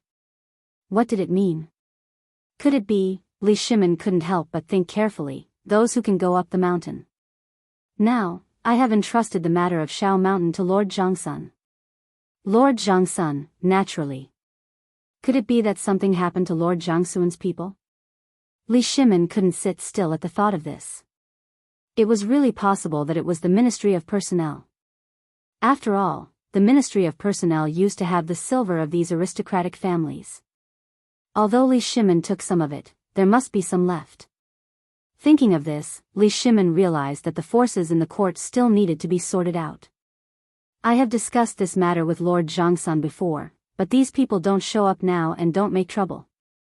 Even the emperor can't do anything about it. Tell me, what should we do about this? This time, Zhang Feng was really stumped by the question. After thinking for a while, he said, "This matter is really a bit difficult to deal with, but let me ask you, is the Ministry of Personnel involved in this mid-autumn hunt?" Li Shimin nodded. Yes, it was jointly set by the Ministry of Works, the Ministry of Personnel, and the Ministry of Rights. After the emperor approves it, it will take effect. Do you mean to wait until after the mid-autumn hunt? Chapter 9:12. Li Shimin knew that Guanlong's people wouldn't let this matter rest. But who would have thought that their goal was the mid-autumn hunt? And it was something that Li Shimin cared about the most. What were they trying to do? The Imperial College was basically monopolized by the aristocratic clans and became a stepping stone for them to promote their own disciples. Chang and University and White Deer Academy, not to mention the teaching philosophy of these two academies, they were different. Although they knew that the academy was the property of the emperor, they also knew that it was a place where the emperor prepared to nurture his own people. How could they tolerate such a thing happening? Wrong. Li Shimin originally thought that Zhang Feng's novel teaching philosophy would be able to fool these people. After 3 years, he would become famous in the imperial examinations and directly replace the Imperial College's position. That was why Li Shimin promoted White Deer College to the same position as the Imperial College. But now it seemed that these people wanted to completely destroy Li Shimin's foundation. Even though Zhang Feng kept emphasizing that they should wait for the mid-autumn hunt, Li Shimin couldn't wait any longer. At this moment, his eyes emitted a cold light. If it weren't for his lowered eyelids, Zhang Feng, who was sitting beside him, would have noticed it. Li Shimin looked at the indifferent Zhang Feng and couldn't help but ask in astonishment, "Did you prepare something?" "Of course I haven't." Zhang Feng smiled. Li Shimin was stunned when he heard that and said, "Then you..." Zhang Feng couldn't help but laugh. "It's fine. I'm not in a hurry." "Why are you in a hurry?" "Even if the sky collapses, the emperor will naturally hold it up. Don't panic. As for what you said, I naturally remember. I have a plan here. Do you want to hear it?" "Say it." Li Shimin shook his head speechlessly. The so-called plan is actually to deal with the current situation in India. Think about it. If the emperor could really deal with the Guanlong aristocrats, why would he delay it until now? And why would the Guanlong people choose to attack our academy at this time? Because not only did our academy gain paper white, pork belly, and the top blacksmiths of the western region in this short month, but they also knew about the bone-strengthening powder and the accumulated reputation on the mountain. That's why they chose this time to act. Li Shimin was shocked. Do you mean that this incident between the Turks and India was planned by Guanlong? No. They don't have the guts. Zhang Feng shook his head and dipped his finger in the teacup. Then Zhang Feng roughly drew a few circles on the table and said, "The Guanlong aristocrats have been living in the north for a long time. Naturally, they have a lot of interactions with various forces in the north. Therefore, although they can't control a war at this time, their strength is in business. If they make a little move in business and spread the news about the emergence of the Tang dynasty, or cut off the trade routes of those people, don't you think the Turks will be angry? As for Guanlong's people, they only need to say a few words. If they have the time, they can change a dynasty." Li Shimin was shocked. "What you mean is that those good merchants are the foundation of a country?" "No, the merchants are transporting goods. Their purpose is to circulate the goods.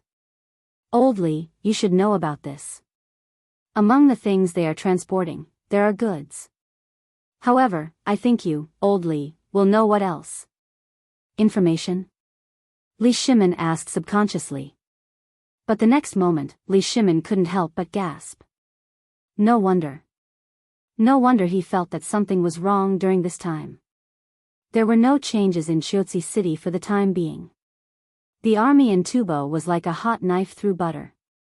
In Jinla, the army of the Tang dynasty obviously didn't go there. But why were the 300,000 troops of India still probing the periphery and there were no signs of an invasion? At this time, the numerous matters made Li Shimin suddenly see the light. Just like what Zhang Feng said, the merchants were not only transporting and circulating goods, but also spreading some things that the enemy wanted to know. Could it be that the Guanlong people wanted to use the foreign forces to suppress the main forces of the Tang dynasty? Then what? Could it be that this mid-autumn hunt was the time to completely fall out with the Guanlong people? Li Shimin wanted to get rid of the Guanlong people in one fell swoop, but now that it was the critical moment, Li Shimin couldn't help but feel a little worried. Fengzi, are you saying that during this mid-autumn hunt, will the Guanlong people take drastic measures, just like Emperor Yang of Sui? Li Shimin felt a little thirsty, but he still asked what he wanted to ask the most. Zhang Feng heard this and nodded. They won't. Don't worry, they really don't have the guts. But I have a gift for them during the mid-autumn hunt. Li Shimin heard this and couldn't help but feel happy. He quickly asked, what gift? Zhang Feng glanced at Li Shimin and was a little speechless. Why do you always like to eat carrots and worry about other things? You are a small merchant, just do your own thing. It's best if you don't ask about these things. Chapter 9:13. Li Shimin's eyes flashed and said with a smile, aren't we concerned about the national affairs? It's boring to drink here, so we might as well talk about it. After all, it's good for us too, isn't it? You said that our industry is getting bigger and bigger. We should know a little about these things. It's only good for us, isn't it? What if one day it changes? Shoo! Zhang Feng hurriedly covered Li Shimin's mouth and looked around. Are you King crazy? You dare to say this kind of thing? Do you really not want to live anymore? Talking about the state affairs will really cost you your head. Why can't you King think of this little thing? Zhang Feng was really scared by you. He seriously doubted whether Li Shimin had bumped into something. Otherwise, how could he say such a thing? Zhang Feng was completely awake from his drunkenness. He said in a deep voice, it's not as complicated as you think. If my guess is right, that person has already thought of a countermeasure for this matter. And you can just keep your worries in your stomach, can't you? Do you really think that person doesn't do anything? In fact, that person has already calculated these things that you think of. Li Shimin's eyes flashed and asked, what did that person calculate? Fengzi, can you tell me? If he could think of it, he wouldn't have felt so bored during this period of time. If Zhang Fengyi hadn't mentioned this Guanlong noble clan today, Li Shimin would have really forgotten about this existence that made him incomparably fearful. During this period of hiding, when he heard Zhang Feng's words at this time, Li Shimin instantly broke out in a cold sweat. How could he have a plan? Zhang Feng still didn't want to say, but after Li Shimin drank a few bamboo tubes of beer, Zhang Feng patted Li Shimin's shoulder and squatted on the bench and said, let me tell you, I see that you're my brother. Otherwise, I won't bother to tell you. You won't understand even if I tell you, do you understand? Li Shimin's mouth twitched, but he still nodded with a smile. Yes, yes, yes, you're right. Come and smoke, let's light a cigarette. Li Shimin hurriedly lit a cigarette for Zhang Feng. Zhang Feng then said, if you want to say that this matter is difficult, it is indeed a bit difficult. But who let our emperor be an emperor for all eternity? If he can't even think of this, then he doesn't deserve to be an emperor. Why don't you say it? Li Shimin's face stiffened and urged. This time, Zhang Feng said slowly, His Majesty has already laid a big net. Li Shimin's eyes widened. Zhang Feng glanced and quickly stopped Li Shimin and said, don't ask. I'll tell you, the people of Guanlong are like thorns in the emperor's eyes. If the Tang dynasty wants to rise, it is necessary to eradicate these nobles. What is centralization of power? What is the Emperor? This is the Emperor. Don't you want to know what His Majesty is planning? Zhang Feng narrowed his eyes and waved his hand. Come here, I'll tell you. Li Shimin saw this and immediately surrounded him. Zhang Feng then said, in fact, you and I both know this thing. I said before that it is to attack Wei to rescue Zhao, but this is also my understanding. As for His Majesty's words, I think His Majesty is waiting. Attack Wei to rescue Zhao? Li Shimin had heard Zhang Feng say this before, but he couldn't remember it at the moment. Now that he heard Zhang Feng say it, he quickly asked, since His Majesty has already made a plan, why is he waiting? What is he waiting for? Li Shimin had a stomach full of question marks, but this guy seemed to be asking for a beating. Li Shimin was so anxious that he wanted to strangle him. Zhang Feng took a sip of tea and said under Li Shimin's anxious gaze, His Majesty is also waiting for the mid-autumn hunt. Don't ask why. Because Guanlong and the others are hiding like tortoises. Even if His Majesty wants to deal with them, wouldn't he have to wait until they show their heads first? But these guys are shrinking their necks and pretending to be cowards. The White Deer College incident obviously went through His Majesty's hands, but His Majesty didn't stop it. Do you know what this means? This means that His Majesty has already started making arrangements. Zhang Feng narrowed his eyes and put the cup in his hand on the table. Then he said, Guanlong and the others will only give themselves away during the mid-autumn hunt. Think about it. Based on His Majesty's personality, would he let them off easily? What if His Majesty doesn't? Zhang Feng interrupted Li Shimin and stood up with the beer in his hand. He paced back and forth in the room. The cigarette between his fingers flickered.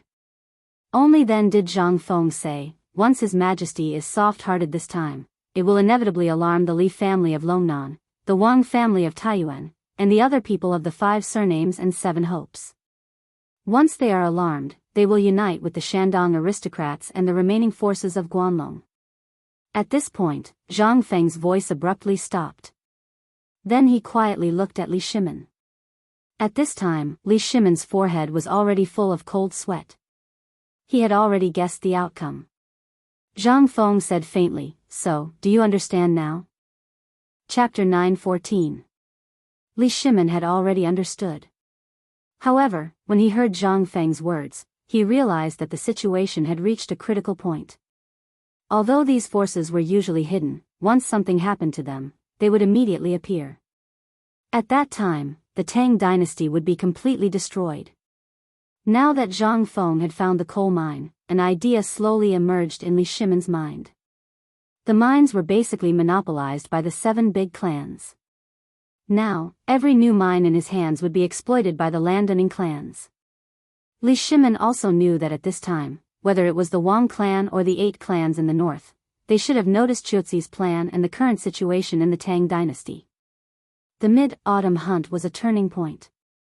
At this time, Li Shimin was more interested in the firearms that Zhang Feng mentioned.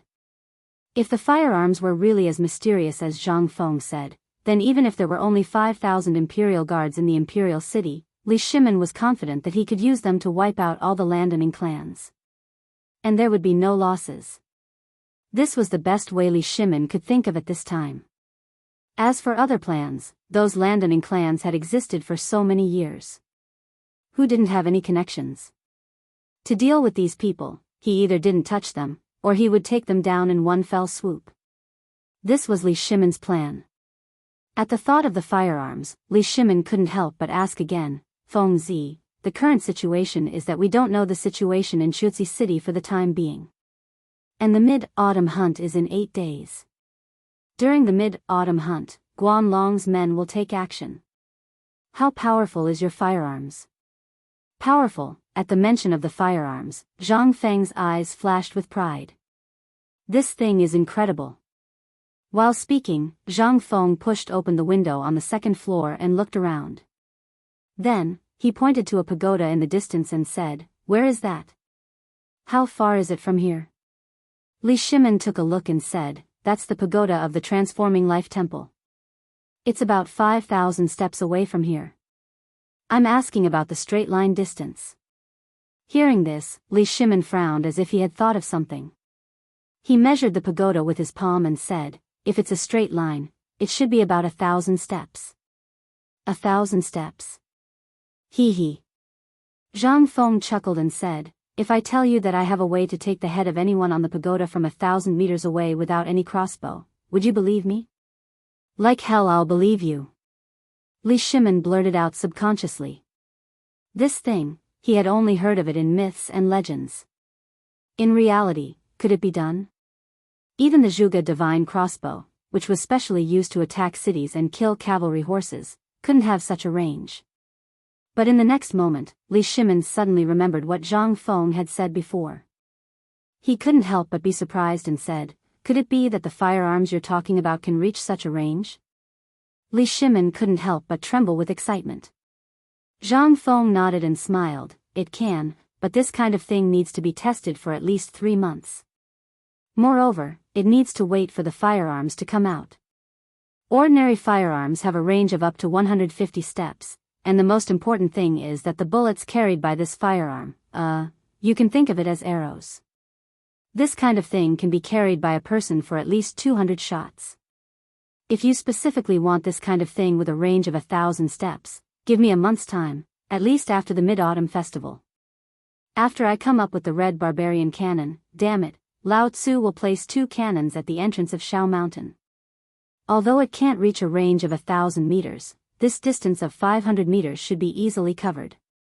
What's the most important thing? Do you know? How would Li Shimin know about these things that he had never heard of before? Now that he heard Zhang Feng talking about it excitedly, how could it be possible that the starting distance was more than 100 steps? If that was the case, as long as the soldiers here wore those impenetrable shields, who would be able to stop them? At this moment, Zhang Feng was already drunk beyond words. Otherwise, how could he have said such things? However, he wasn't wrong. If it weren't for the technical reasons, once the sniper rifle came out, hee. Obviously, Li Shimin was already attracted by the red barbarian cannon that Zhang Feng talked about. In his opinion, this red barbarian cannon was even more awesome than the firearms. He hurriedly asked, what's the most important thing? Tell me. Don't be impatient, don't be impatient. Zhang Feng waved his hand and let Li Shimin help him sit down. Then, he picked up a bean and hooked his finger at Li Shimin. Then, he threw the bean into the cup with all his strength. In an instant, a large splash of water appeared in the cup. At this moment, Zhang Feng pointed at the cup and said, you can think of this cup as the market at the foot of Shao Mountain. This bean is the cannonball shot out by the red barbarian cannon. Do you understand now? Cup. Shao Mountain. The market? Then, Li Shimin couldn't help but suck in a breath of cold air. Hiss. Let's go, Fengzi. Let's go up the mountain now. Let's go. Chapter 9:15. At the same time. At the entrance of Tong Huifang. Niu Pai Huang squatted on the ground with grievance, hugging 4 basketballs tightly. No matter how much money Li Qingxian and the others offered, he refused to sell. Don't ask. He asked because it was young Master Zhang Feng's decision.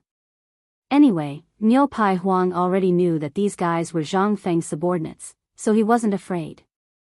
At this moment, even Empress Zhang Sun, who was sitting on the table prepared by Niu Weili, was a bit irritated. This Niu Pai Huang was a stubborn person. Not selling. Not selling even if he died. Only Zhang Feng. Fine.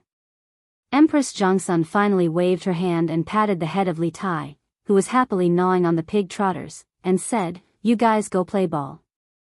I think Feng Zi and your father will be here soon. Hearing this, Li Qingxian's gaze deeply cut into Niu Pai Huang, and he angrily returned to the court.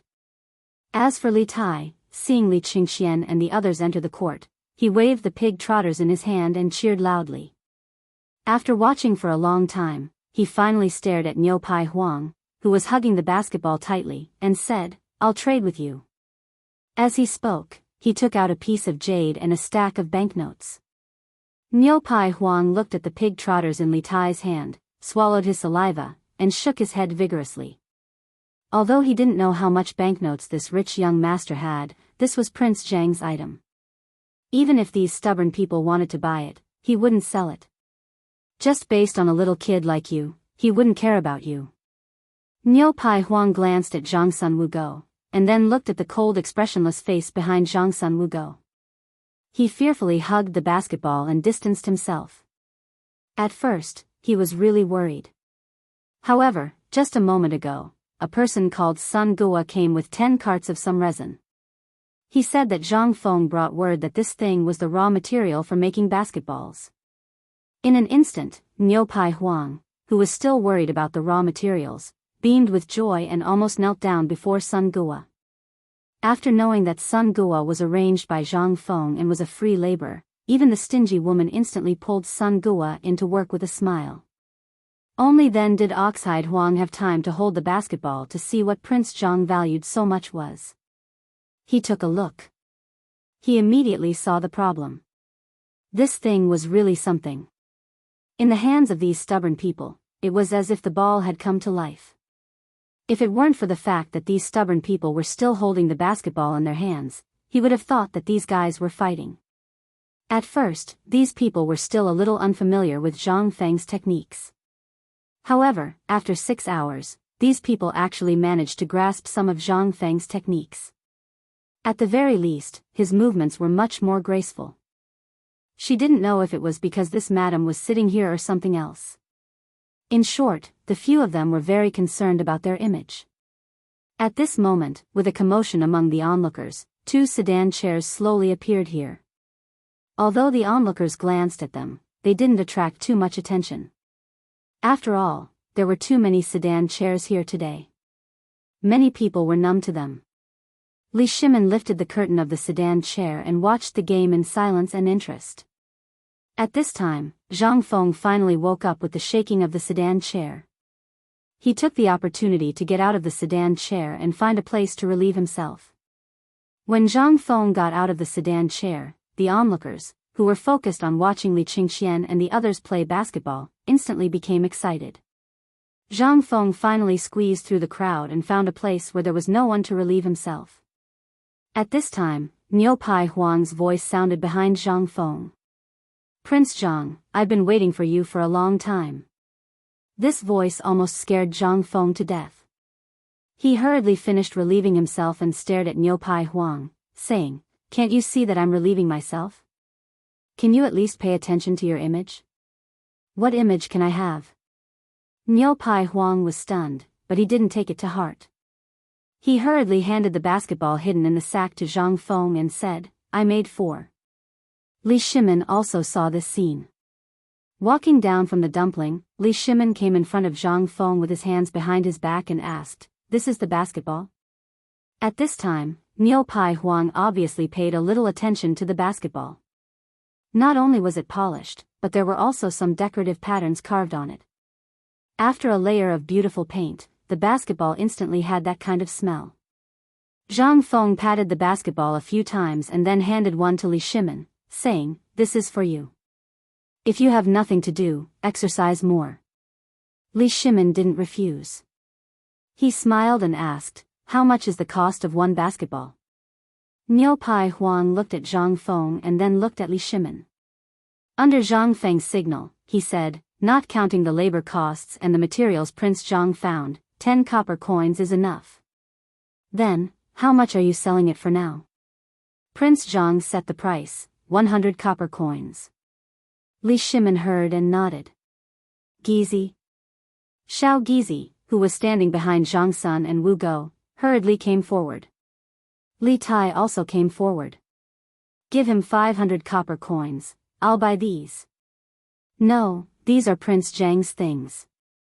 I'll only give them to young Master Zhang Feng." Niu Pai Huang held the remaining few balls in his hand tightly and shook his head. Zhang Feng found it funny and said, "He's my brother. From now on, he'll be the one to talk to you about basketball matters. The extra money is a reward. What are you waiting for?" Hearing this, Li Shimin took the remaining 3 basketballs from Niu Pai Huang with a smile. He wanted to try, but when he saw so many people, he didn't want to lose face. He just waved to Empress Zhongsun and Li Qingxian and said, "We'll go up the mountain first. You guys wait here and practice well. If anyone dares to slack off, you guys wait for me." Li Qingxian and the others were shocked. They hurriedly said no. Then, Li Shimin pulled Empress Zhongsun and Li Tai pulled Zhang Feng, and the other three slowly walked in the direction of Shao Mountain until they were far away. Li Qingxian then glared at everyone. "What are you waiting for? Why aren't you communicating? What's there to practice? Your dad took the ball away. How are you going to practice with this one ball?" Hearing this, Li Qingxian instantly looked at Niu Pai Huang, who was preparing to leave. "Kid, I'll give you 10 basketballs before dark. Otherwise, Lao Tzu will set the house on fire for you." Chapter 9:16. Li Shimin and the others slowly arrived at the gate of White Deer College.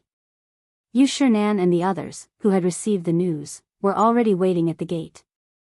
Although Li Shimin's identity was not exposed, everyone knew that Lao Li had a deep relationship with the dean. The basic construction of the college was funded by him. Therefore, at this moment, everyone was not disgusted by Yu Shinan and the others' personal greeting. Once they got off the carriage, Yu Shinan and the others cupped their fists and greeted them. After Li Shimin and Empress Zhongsun greeted everyone, they pointed at Zhang Yuyao and Jing Shu, who were at a loss, and said with a smile, "These two are Zhang Feng's, cough cough."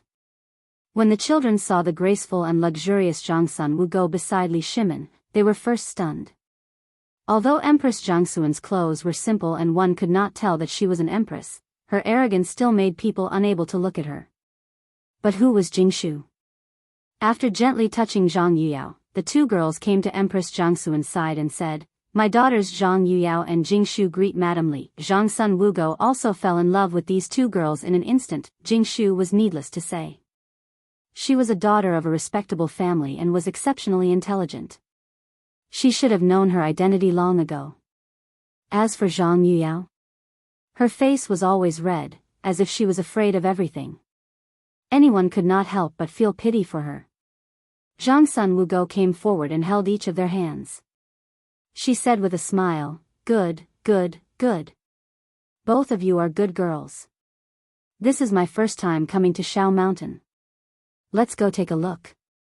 After Empress Zhongsun and the others left, only then did Zhang Feng get out of the palanquin. "Oh, all my esteemed teachers are here? Go, go, go, why are you all standing here?" Yu Shinan glared at Zhang Feng and said, "This is your place. If you don't say anything, how can we break into your room? There's no need for that. I'll get Fengzi to accompany me to the workshop. If you're interested, why don't we go together?" Li Shimin interrupted them with a smile. Since the emperor had spoken, what else could they say? He could only nod and point into the distance. "Lead the way. What are you waiting for?" Oh. Zhang Feng was dumbfounded by their actions. He grabbed 2 basketballs from the palanquin and tossed them to Shiva, who was standing at the side like a wooden chicken. Then, he led everyone up the mountain. Shiva was completely dumbfounded. He didn't notice that the ball had hit his head. By the time he reacted, the ball had already left his head and landed in the hands of the students who were watching. Oh my God! Is this the basketball that the dean made? Is this the thing that can strengthen the body and prolong life? Hey! Isn't this Kuju? Come. Who knows how to play this thing? Come, I know. It's played with your hands. Come, senior. Teach us. Okay. Let's do it together. I heard that the dean is currently working on the mid-autumn hunt. Shiva only recovered from his shock when he heard the clamor of the crowd. However, he still felt that he was dreaming. He couldn't help but pull a student who was passing by and said, "Senior, can you hit me?" That person was dumbfounded. He looked at Shiva suspiciously and was about to leave. Shiva quickly gave him a cigarette. That person coughed and said, "Are you sure you're itching for a beating? Do you want to be beaten?" Shiva nodded. "You can try hitting me, or I'll hit you." Bang! The man didn't wait for Shiva to finish speaking before he punched Shiva's face. That instant of pain made Shiva realize the reality of the situation. This wasn't a dream. This was King real. The Emperor. The Emperor of the Tang dynasty was actually brothers with Zhang Feng? What the CK, what was going on? Was the Emperor of the Tang dynasty all so casual? How could this be? At this time, Shiva was already in a mess. He couldn't understand what the Emperor and Zhang Feng were thinking. However, he remembered that not long after Zhang Feng gave him a suggestion, the Emperor actually agreed to trade with Zhenla. And then the banknotes, the cooperative, and the fine salt. Now it seemed that it was all the dean's doing. Shiva couldn't help but feel that Zhang Feng's mysteriousness had increased by another notch. This made Shiva even more desperate. If this was the case, then this college and the fact that he could go up the mountain made Shiva break out in a cold sweat. This was all approved by the Emperor. Otherwise, he couldn't imagine what would happen to him at this time. Shiva couldn't help but take out a small notebook from his chest and write with trembling hands, "I am the mysterious Dean of White Deer College. I am brothers with the Emperor of the Tang dynasty. Zhang Feng's teacher is the most dangerous, mysterious, and respected person in the Tang dynasty. He is the reverse scale of the Tang dynasty that I, Zhenla, must never offend." Chapter 9:17. As for Shiva, he was shocked. Obviously, Zhang Feng could not see it. At this time, under the mountain breeze, Zhang Feng completely sobered up. He found a place where there was no one around and forced himself to spit it out. Only then did he feel much better. Getting drunk after drinking beer was simply fatal. When they arrived at the smelting workshop, they bumped into Alkinan, who was yelling and urging everyone to help him. Zhang Feng was overjoyed when he saw him. "Lao Li, dear teachers, we have come at the right time. The first steel of the Tang dynasty is out." While he was talking, Li Shimin and the others were shocked to see Zhang Feng waving his hand and shouting, "Alkinan, wait, I will open the furnace myself." At such an important time, how could Zhang Feng let it go? Alkinan and the others were about to go into the dark cave, which was still flickering with a trace of fire. When they heard Zhang Feng's voice, they hurriedly shouted a few times and rushed out of the cave excitedly. Compared to the last time Zhang Feng came, Zhang Feng felt that the way these people looked at him had changed. At least this time, when he saw them, they did not have a sour expression. In fact, there was even a trace of respect in their eyes. Zhang Feng saluted them and thanked them for their hard work. Then he walked to Alkinan and Mokito and asked, "How is it?" "Honorable Dean, you're really amazing. Although this old man didn't see the molten iron in the furnace, I can assure you that it's definitely that kind of steel material you've mentioned." "Good." Zhang Feng gave a thumbs up and said to Alkinan and Mokito, "You have all worked hard. You have all done well. As long as this furnace of steel is really refined, I will reward each of you with 10 taels of gold. I will also allow you to write a letter to your families and send it back to your hometown." Hearing this, everyone was stunned at first. Then, everyone's eyes became wet. With a plop, they knelt down in front of Zhang Feng. "Thank you, Sir Dean." Although everyone knew their identities at this time, it would be better if they could write a letter to their family at this time.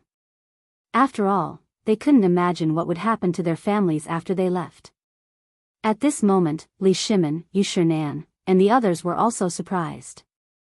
Although Zhang Feng was a little more clever, they also knew the principle that people with ulterior motives were bound to have ulterior motives. But now, Li Shimin didn't think much of it. He waved his hand and said, "As long as this furnace is really made of the kind of steel that Fengzi said, I will personally find someone to escort your letters home. Moreover, I will also bring their families to the Tang dynasty." "Really?" This time, Mokito and Arkanon could no longer sit still. Although they were not the kind of people who would betray their masters for glory, who would not yearn for the glorious Tang dynasty. But now, their whole family could come, they could be reunited with their families again. Both Mokito and Algernon's crooked beards trembled. Once again, they knelt on the ground and kowtowed to Li Shimin several times. The craftsman did the same. Li Shimin also accepted all of this with a smile. He waved his hand and said, "You all do a good job. As long as you don't have ulterior motives, not to mention bringing your families to the Tang dynasty, even giving you the identity of the Tang dynasty and buying a family business in the most prosperous city of Cheng, and is a small matter. But you all know the risks and consequences of bringing your families from the distant western regions to the Tang dynasty. I will take care of all of this. But if you dare to disobey me, I, Lao Li, will do what I say. As long as I find out, your families will be burned to ashes by my anger." Hearing this, Mokido and the other craftsmen kowtowed again and even swore. "Respected Mr. Tang, you can rest assured. As craftsmen, our greatest wish is to learn the best things. We only care about our achievements. As for what you've said, after we've seen the Dean's miraculous skills, we won't go back even if he chases us back to that remote village. Don't worry, come on, Lao Li. Why do you have to scare them?" Zhang Feng rolled his eyes and then helped Mokido and Algernon up. He said, get up, get up. I have a rule on this mountain. You may not know it, but I will tell you in person today. The most important craftsmen must have their own pride. What is lofty and unyielding character? Just like the first day you met me, this is something that a craftsman must have. It is also the first thing that I will teach you. With lofty and unyielding character, the things that you make will have souls. Zhang Tai said with a smile, "That's right." Hearing this, everyone could not help but tremble. Especially Yu Shinan and the others, they frowned and pondered. Zhang Feng saw this and waved his hand. The second rule is that as long as you are a student of White Deer College, as long as you are under me, Zhang Feng, you must kneel to heaven and earth and your parents. No one dares to kneel to anyone. Don't let Lao Tzu know. If he knows, Lao Tzu will personally cripple him. Lao Tzu can't afford to lose face like that. Hearing this, Algernon and the other craftsmen were so excited that they were shaking all over. This is what craftsmen are like. No wonder everyone yearns for the Tang dynasty. This is the spirit of a big country. Seeing that the effect was almost there, Zhang Feng said with a smile, "Okay, the things in the furnace are almost there. Open the furnace, open the furnace. Let us see what you are making." Hearing this, Alkinon wiped the tears off his face and shouted to the sky, "Turn on the furnace." Chapter 9:18. Li Shimin agreed with Zhang Feng's words. If a person had no backbone, then, at this time, Li Shimin looked at Yu Shinan and the others, who were in deep thought. Then, he looked at Sun Simiao, who was stroking his beard and looking at Zhang Feng with a smile. Li Shimin stepped forward and asked with a smile, "Dr. Sun, what do you think of what Fengzi said just now?" Sun Simiao laughed and said, "Actually, you already have a conclusion, don't you? Although this kid is full of problems and likes to boast, his character is unquestionable. He is a good guy. Ha ha ha." Hearing this, Li Shimin and Sun Simiao laughed loudly. It was also at this time that a few knocks sounded from the dark cave. Li Shimin and the others hurriedly went forward. But they had never seen such a thing before. Everyone was staring at the red-hot stove, their faces filled with nervousness. Most of them were holding buckets of water, but no one knew what they were doing. Below the stove, Mokido was also using mud to make a grinding tool. Done. Following Zhang Feng's words, the sound of a heavy hammer being hammered was heard. A crack suddenly appeared on the wall of the furnace, which was still red. Immediately, a scorching heat and a touch of liquid that made people's eyes hurt slowly flowed down the crack. When Zhang Feng saw this, he hurriedly picked up a long iron rod. On the other side, Alkinon picked up the hammer in Zhang Feng's hand and slammed it down on the place where the molten iron was flowing. Ding! A crisp sound was heard. The crack became bigger, and more golden liquid flowed down slowly from the crack. At this point, Zhang Feng hurriedly took out a pair of sunglasses from his arms and put them on.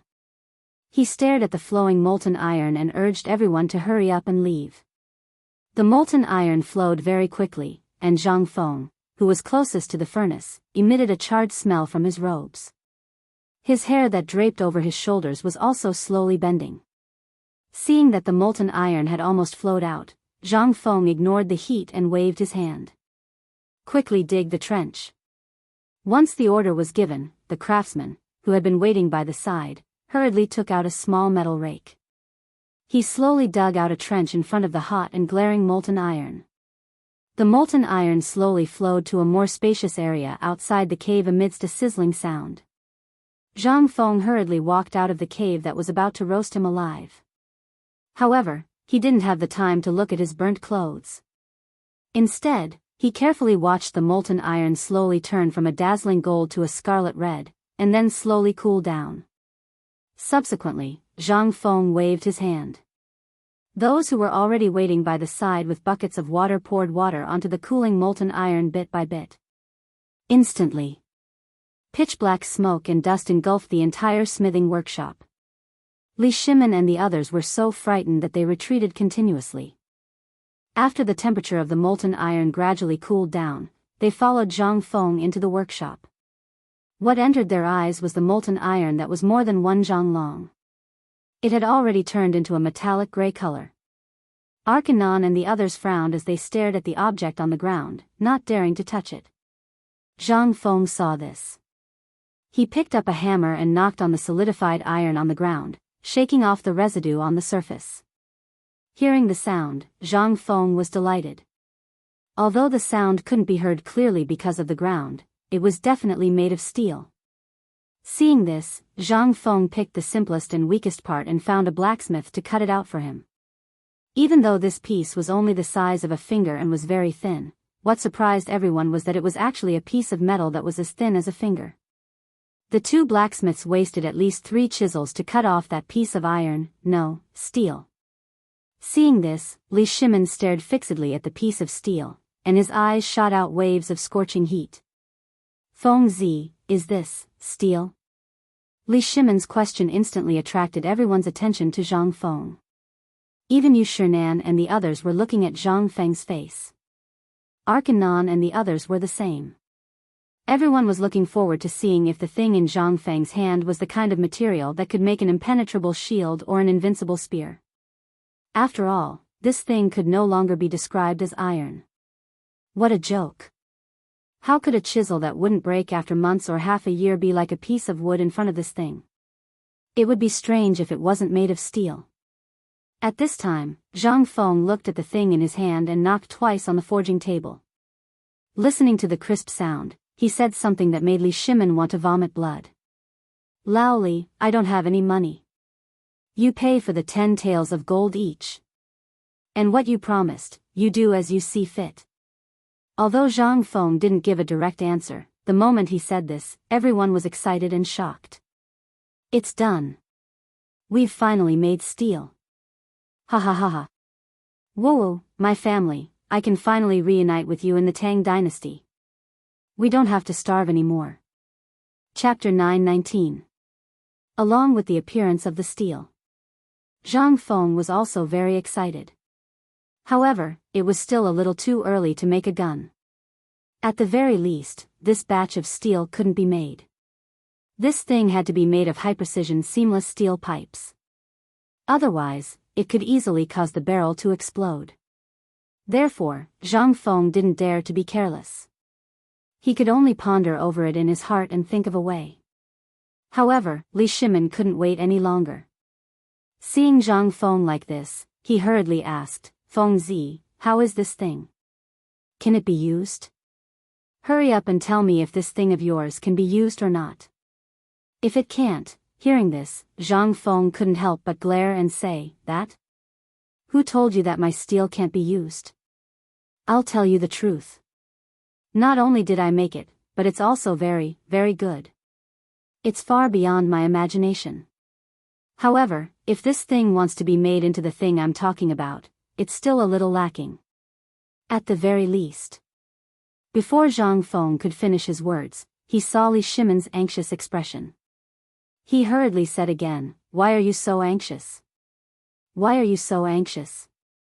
Why don't you let me finish first? Zhang Feng was a little speechless. On the other hand, Li Shimin didn't care at all. Seeing Zhang Feng looking at him, he said, "Can this thing of yours work or not? It's really uncomfortable for you to keep people in suspense like this. If it were someone else, you would want to beat them up tomorrow morning." Yu Shernan's people couldn't wait any longer. They hurriedly stepped forward and stared at the piece of iron in Zhang Feng's hand. Their faces were solemn. Although they didn't want Zhang Feng to do this kind of thing, after all, in their opinion, this kind of thing was simply not proper business. But then again, however, they weren't really stubborn. They just couldn't bear to see Zhang Feng waste his energy on other things. For others, this thing was indeed good stuff. However, for Zhang Feng, what was it? This was simply a waste of time. Yu Shernan couldn't help but ask anxiously, "Feng Zi, will this thing work? If you can't, then forget it. Let's focus on our studies." Li Shimin was instantly unhappy. What was he talking about? Could it be that you're saying that you can do whatever you want with other people, but with Zhang Feng, it's not proper business for him to do these things? However, Li Shimin couldn't say it out loud. He just glanced at Yu Shernan and the others with some bad intentions. However, Yu Shernan acted as if he didn't see it and continued to persuade Zhang Feng to focus on his studies. These unorthodox methods would only cause him to neglect his studies and so on. Zhang Feng saw that the more they talked, the more anxious they became. He couldn't help but interrupt them and say, "I didn't say that this thing isn't good. Why are you guys getting more and more anxious? I'm just playing around with it when I have the time." Algernon and the others, who were standing at the side, were actually more anxious than everyone else present, including Li Shimin. This was because this time, although Zhang Feng had promised them gold, as well as things related to smelting in the future, and even promised them to send letters to their families, in their hearts, the arrival of their families was the most important thing. After all, they really didn't know if this thing would work or not. As craftsmen, what they hoped for the most was to achieve something. However, Zhang Feng's words had now left them hanging. They didn't dare to ask and could only watch as the few of them argued. Zhang Feng was a little annoyed by the noise. He originally wanted to pretend to be mysterious, but now everyone was doubting this thing. Zhang Feng hurriedly stopped everyone and said, "This thing is very good. Although it can't be made into a gun barrel, it's more than enough to make rifling or mounting. Moreover, it's heavier." Without waiting for Zhang Feng to finish, Li Shimin hurriedly interrupted him, "I don't understand what you're talking about, and I don't want to hear it. Just tell us if this thing is good or not. Isn't that enough? Is there a need to beat around the bush?" Seeing this, Yu Shernan and Algernon also showed a confused expression. Zhang Feng could only shake his head and sigh. He had met the wrong person. If this was in the future, even a 3-year-old child would know. Why didn't these people know anything? He didn't want to explain more. However, he didn't know how to say it. Zhang Feng sorted out his thoughts and smacked his lips. "It's hard to explain it to you. How about this, I won't say anything too complicated. I'll just say one thing. This thing is a part of making a gun, and it's a very important part. As for the gun, these things have to wait for the next step. Only after mastering the second layer of forging and the second layer of smelting can the gun barrel be considered a complete gun." Chapter 920. Double overlay? Is this okay? Alkinan could not help but ask. But seeing Yu Shernan covering Zhang Feng's mouth, he could only wait again. Li Shimin saw this and quickly pulled Yu Shernan over. "Mr. Bo Shi, this is a serious matter. Although the academy is important, as Fengzi said before, if there is no peace at the border, how can there be peace at home? So I think Fengzi is not only seeking peace for the people of the world, but also for the academy. So I hope Mr. Bo Shi will not worry about this. After all, although Fengzi's actions seem to have nothing to do with the academy, think about it. Without the support of Fengzi's businesses, how can he support these people on the mountain?" Hearing this, Zhang Feng was so moved that he almost cried. He gave Li Shimin a big thumbs up and looked at Yu Shernan and the others who were hesitating. He then said, "Dear teachers, although I did not discuss this with you, Lao Li is right. If it weren't for these things, if it weren't for those soldiers who risked their lives to protect us, how could we still have our peace and prosperity? Ouyang Sun interrupted Zhang Feng and said, Boy, we are not saying that you can't do this. Look, there are only 8 days before you represent the academy to go hunting. You should pay more attention to the importance of hunting than anyone else. After that, there is the Mid-Autumn Poetry Meet and the academy opening ceremony. Think about it, how much time do you have to kill? Let's not talk about the academy now. We are supporting you, but as the dean, shouldn't you think more about the academy? Under Li Shimon's persuasion, they finally stopped worrying about this matter. But they still tried to persuade Zhang Feng for a while. What could Zhang Feng say? He could only nod desperately. Then, Ouyang Sun waved his hand and said, Boy, it's good that you know what you are doing. But since you have been here for so long, why don't you start? Let Old Man and the others see what kind of magical effect this thing you're talking about has. The corner of Zhang Feng's mouth twitched. You guys are the ones who are messing around. If it wasn't for you guys, why was it so difficult for me? However, Zhang Feng only dared to snort a few times in his heart before he eagerly threw the steel plate into the furnace. Arjunan and the others also wanted to see the wonders of this thing. They simply took off their outer clothes, revealing their muscles. They carried the sledgehammer and waved it twice, indicating that they would personally do the forging later. When the crowd saw this, they could only stand aside and watch. A moment later, the steel sheet was burning red. Zhang Feng clamped the steel plate and waved his hand. Then, Arjunan spat into his palm. After waving the sledgehammer for a while, he smashed it hard on the steel plate. What was surprising was that the steel plate did not react at all. Even though it was smashed, it was still as steady as an old dog. Seeing this, Makito did not care about anything else. He squeezed through the crowd of blacksmiths, picked up a sledgehammer bigger than Arjunan's, and joined in. Clang! Clang! Clang! Clang! In an instant, the entire valley was filled with a series of crisp and continuous hammering sounds. Zhang Feng could not bear the torture of his ears, so he threw this difficult task to the group of blacksmiths. The hammering sounds continued for at least 4 hours. Finally, when Li Shimon's patience was about to run out, Zhang Feng hurriedly stopped the hammering. At this time, Li Shimon and the others gathered around. At first glance, they could not help but be stunned. Before this, Zhang Feng had only used a thin steel plate that was 2 fingers wide and 1 finger long. But now, after 4 hours of hammering, which was what Zhang Feng called the double hammering method, what appeared before everyone's eyes was a cross-shaped arrowhead that looked like 2 arrowheads stacked together. However, this arrowhead had a long handle. It was very long and narrow. It looked like a stick, and it was actually 5 inches long.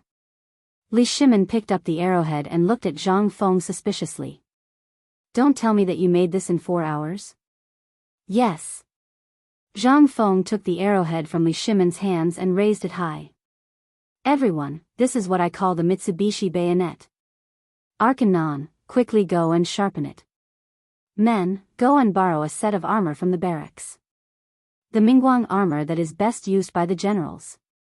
Following Zhang Feng's orders, Qing Yaojin's voice came from afar. Brother Zhang, you don't have to go. I've brought it.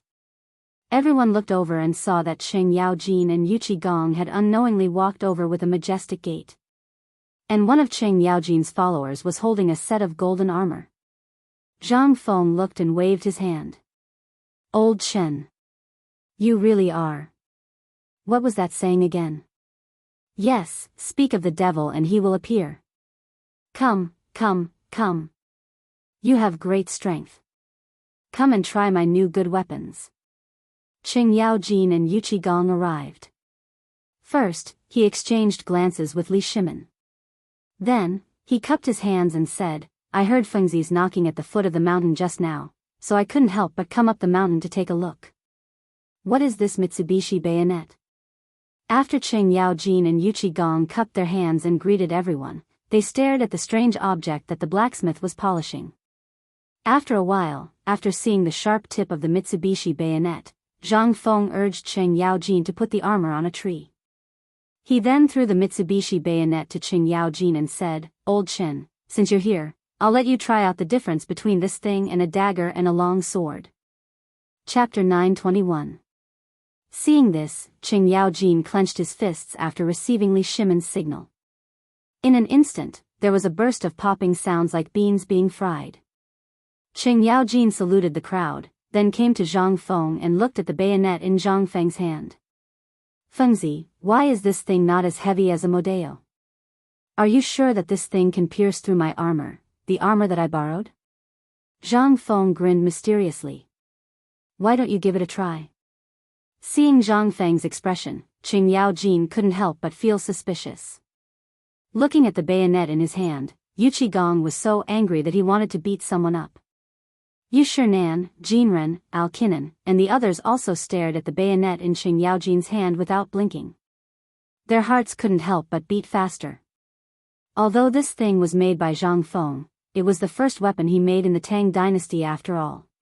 It was also the first weapon made with the mysterious steel, although its shape was strange.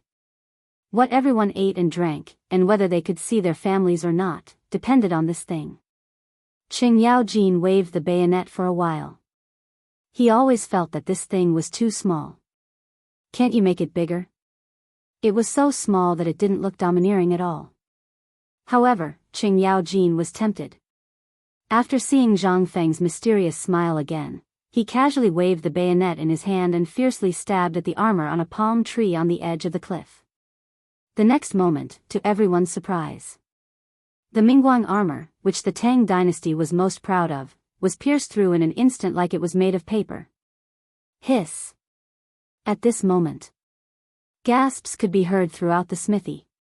The Mingguang armor, especially the commander-level Mingguang armor, was extremely complicated to make. The whole body was mixed with chains and iron plates. Even the breastplate on the chest was something that the Turks would shrink back at the sight of. It was also because of the Mingguang armor that the Tang army became famous.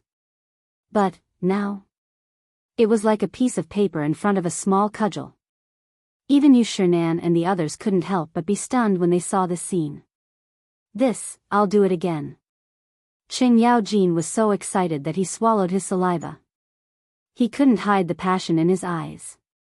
He hurriedly pulled out the bayonet and stabbed at the strongest part of the Mingguang armor. He deliberately weakened his strength. However, the Mitsubishi military knife was only slightly obstructed. Then, under everyone's horrified gaze, it once again pierced through the breastplate that was made up of a whole piece of plate armor. At this moment, Yu Qigong and Li Shimen couldn't stay calm. Li Shimen pushed Chen Yaojin away and pulled out the bayonet to observe carefully. The breastplate of the radiant armor was the toughest part of the body. Even if they fired their crossbows, they might not be able to damage it, let alone the general-grade radiant armor. But now, in front of this bayonet, it was like a piece of paper. Li Shimen didn't believe it. He also grabbed the bayonet and stabbed it 3 times in a row. However, each time, it was as easy as piercing a piece of wood. At this moment, Li Shimen couldn't stay calm.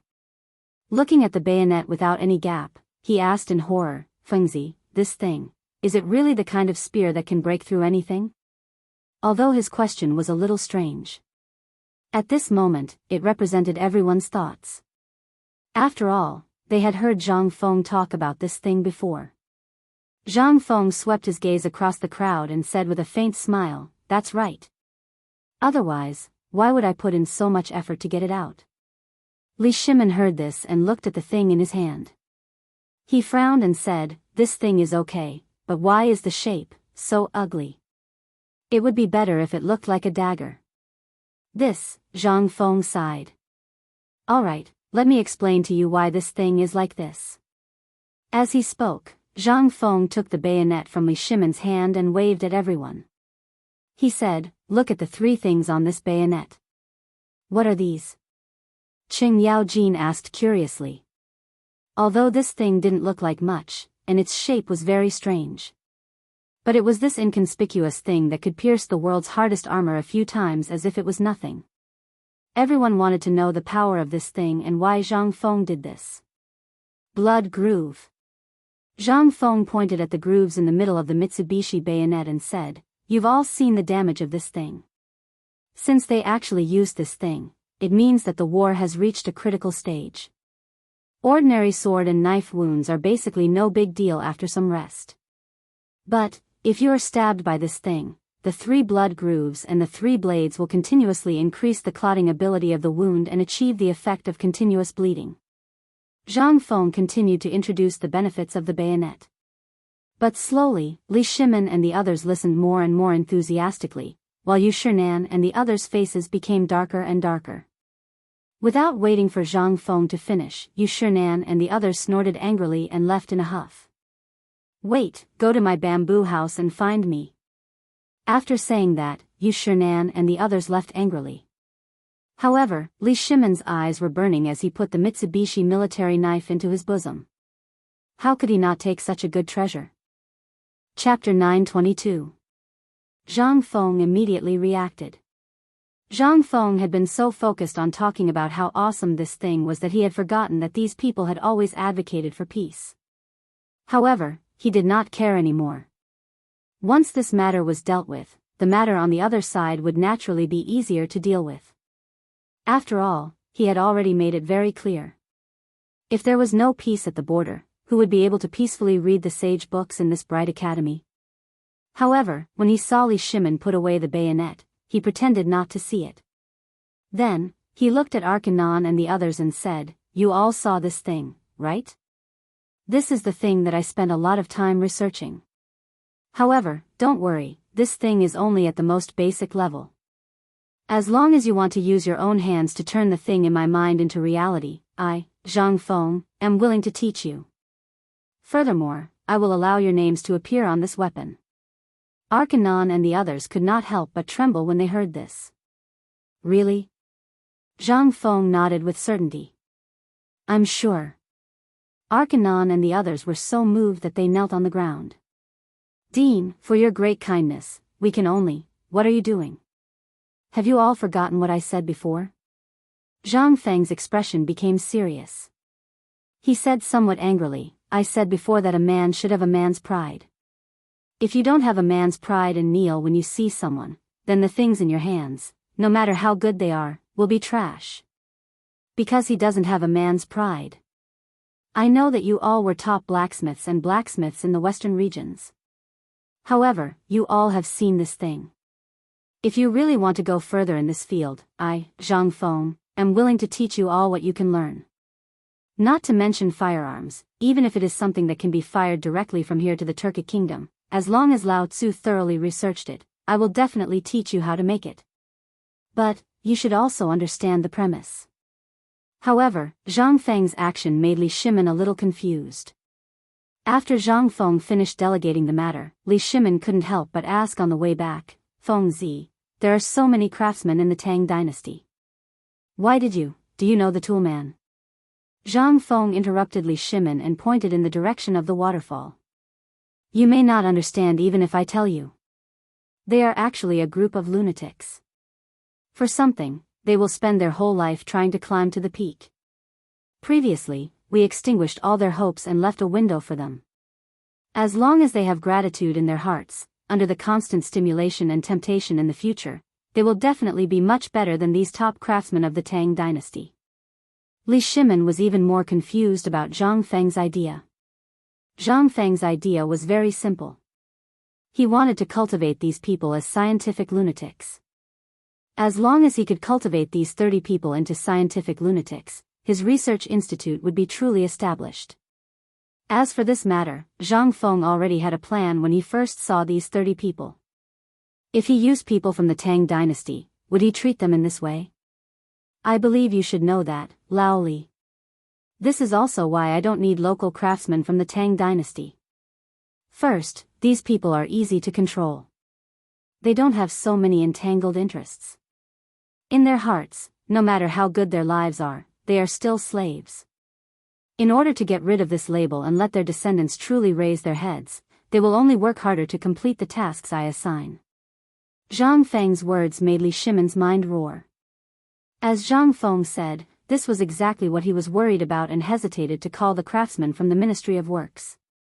Or to recruit some smelting masters from the people. But after thinking about it, these people basically had a complicated network of relationships, and what Zhang Feng controlled could easily affect the rise and fall of a dynasty. Therefore, Li Shimin just kept silent, but he somewhat understood Zhang Feng's approach. Li Shimin smacked his lips, touched the Mitsubishi bayonet in his sleeve, and said, "Feng Zi, do you plan to make these things with these 30 people? If so, when will we be able to?" "Who said that?" Zhang Feng turned around and looked at Arkanon and the others, who were busy working excitedly, and said, "These people are all treasures. Now that the steel has been successfully refined, the next thing they need to do is to refine it. As for the later stages, you still need to find someone to do it, such as tempering and so on. As long as I'm done with the smelting, the rest is up to you. As for whether you can make a gun within a month, that's up to you." Li Shimin heard this and could not help but smile bitterly. "You still want to set me up?" But Li Shimin immediately understood Zhang Feng's intention, and nodded in agreement. But when they reached the mountain gate, Li Shimin could not help but ask, "Then, this bayonet, you plan to? When there is more coal, I will set up a steel factory on the mountain. I have already told you about this. Therefore, you can decide what to make in the future. My mountain is only in charge of the raw materials. As for the firearms, other than the precision parts, you only need to find someone to process them immediately. This thing doesn't require any technical skills, so even if the news of it spreads, it won't be a big deal." Li Shimin's eyes flashed. He did not understand Zhang Feng. Especially now, Zhang Feng's approach, he could not help but ask in surprise, Isn't this a little too? What's that?" Zhang Feng said with a smile, "This is a new business model. A group of people can drive a group of people. I think you, Lao Li, understand the principle of a group of people driving a group of people, right?" Chapter 923. Li Shimin and Qing Yaojin did not follow Zhang Feng to Yushernan's bamboo house. The three of them sat in Zhang Feng's living room, smoking cigarettes one by one and frowning.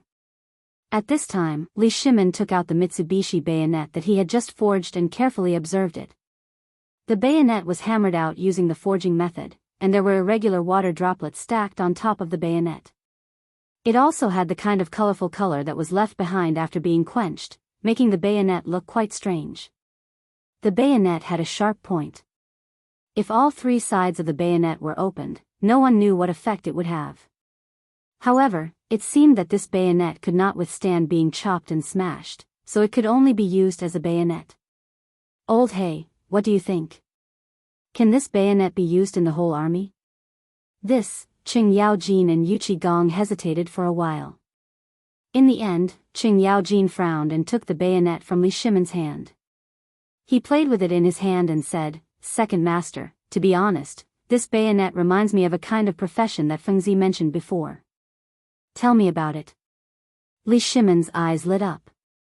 He waved his hand and said, "If it's used in the whole army, Feng Zi can't make so many bayonets in a short time even if he works himself to death. Even if he outsources this bayonet, although I don't know what it means, the general idea is to find a smelting workshop and let them forge these bayonets into what we need.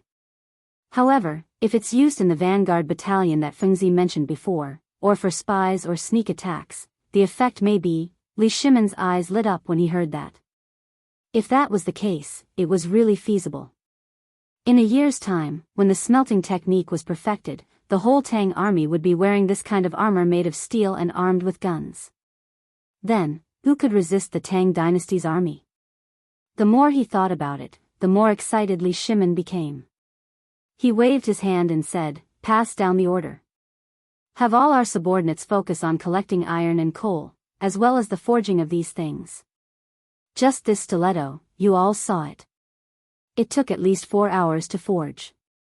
If there are more, how much will it cost? What we lack now is not people, but this kind of rare steel. As long as we have more people, when the time comes, I will open a large smelting workshop on this mountain. In less than a year, no, only half a year, 10,000 smelters won't be able to produce enough equipment for 10,000 people, right? As long as we have these 10,000 people, even if the Turks mobilize their entire army, what do we have to fear? Let alone 10,000 people. At this time, even if there were only 100 of them, Qing Yaojin would still dare to lead them to clash with the Turks' main force. But, although Li Shimon's words were very good, and everyone had a good idea, everything needed a process. Seeing that Qing Yaojin and Yu Qigong were silent, Li Shimon slowly put away the excitement on his face. As he smoked, he paced back and forth in Zhang Feng's living room. After a while, Li Shimon asked, "Old Niu went to Lantian. Is there any news?" "No." "Send a message to him. Even if he meets the Wang family, tell him that this is my thing. If the Wang family wants it, they can come to me for it." Li Shimon had really made up his mind. As long as there was coal, this kind of steel could be produced a few hundred gene of steel in a day if all the furnaces on the mountain were turned on. At that time, these few hundred gene of steel would only take 5 to 10 days at most.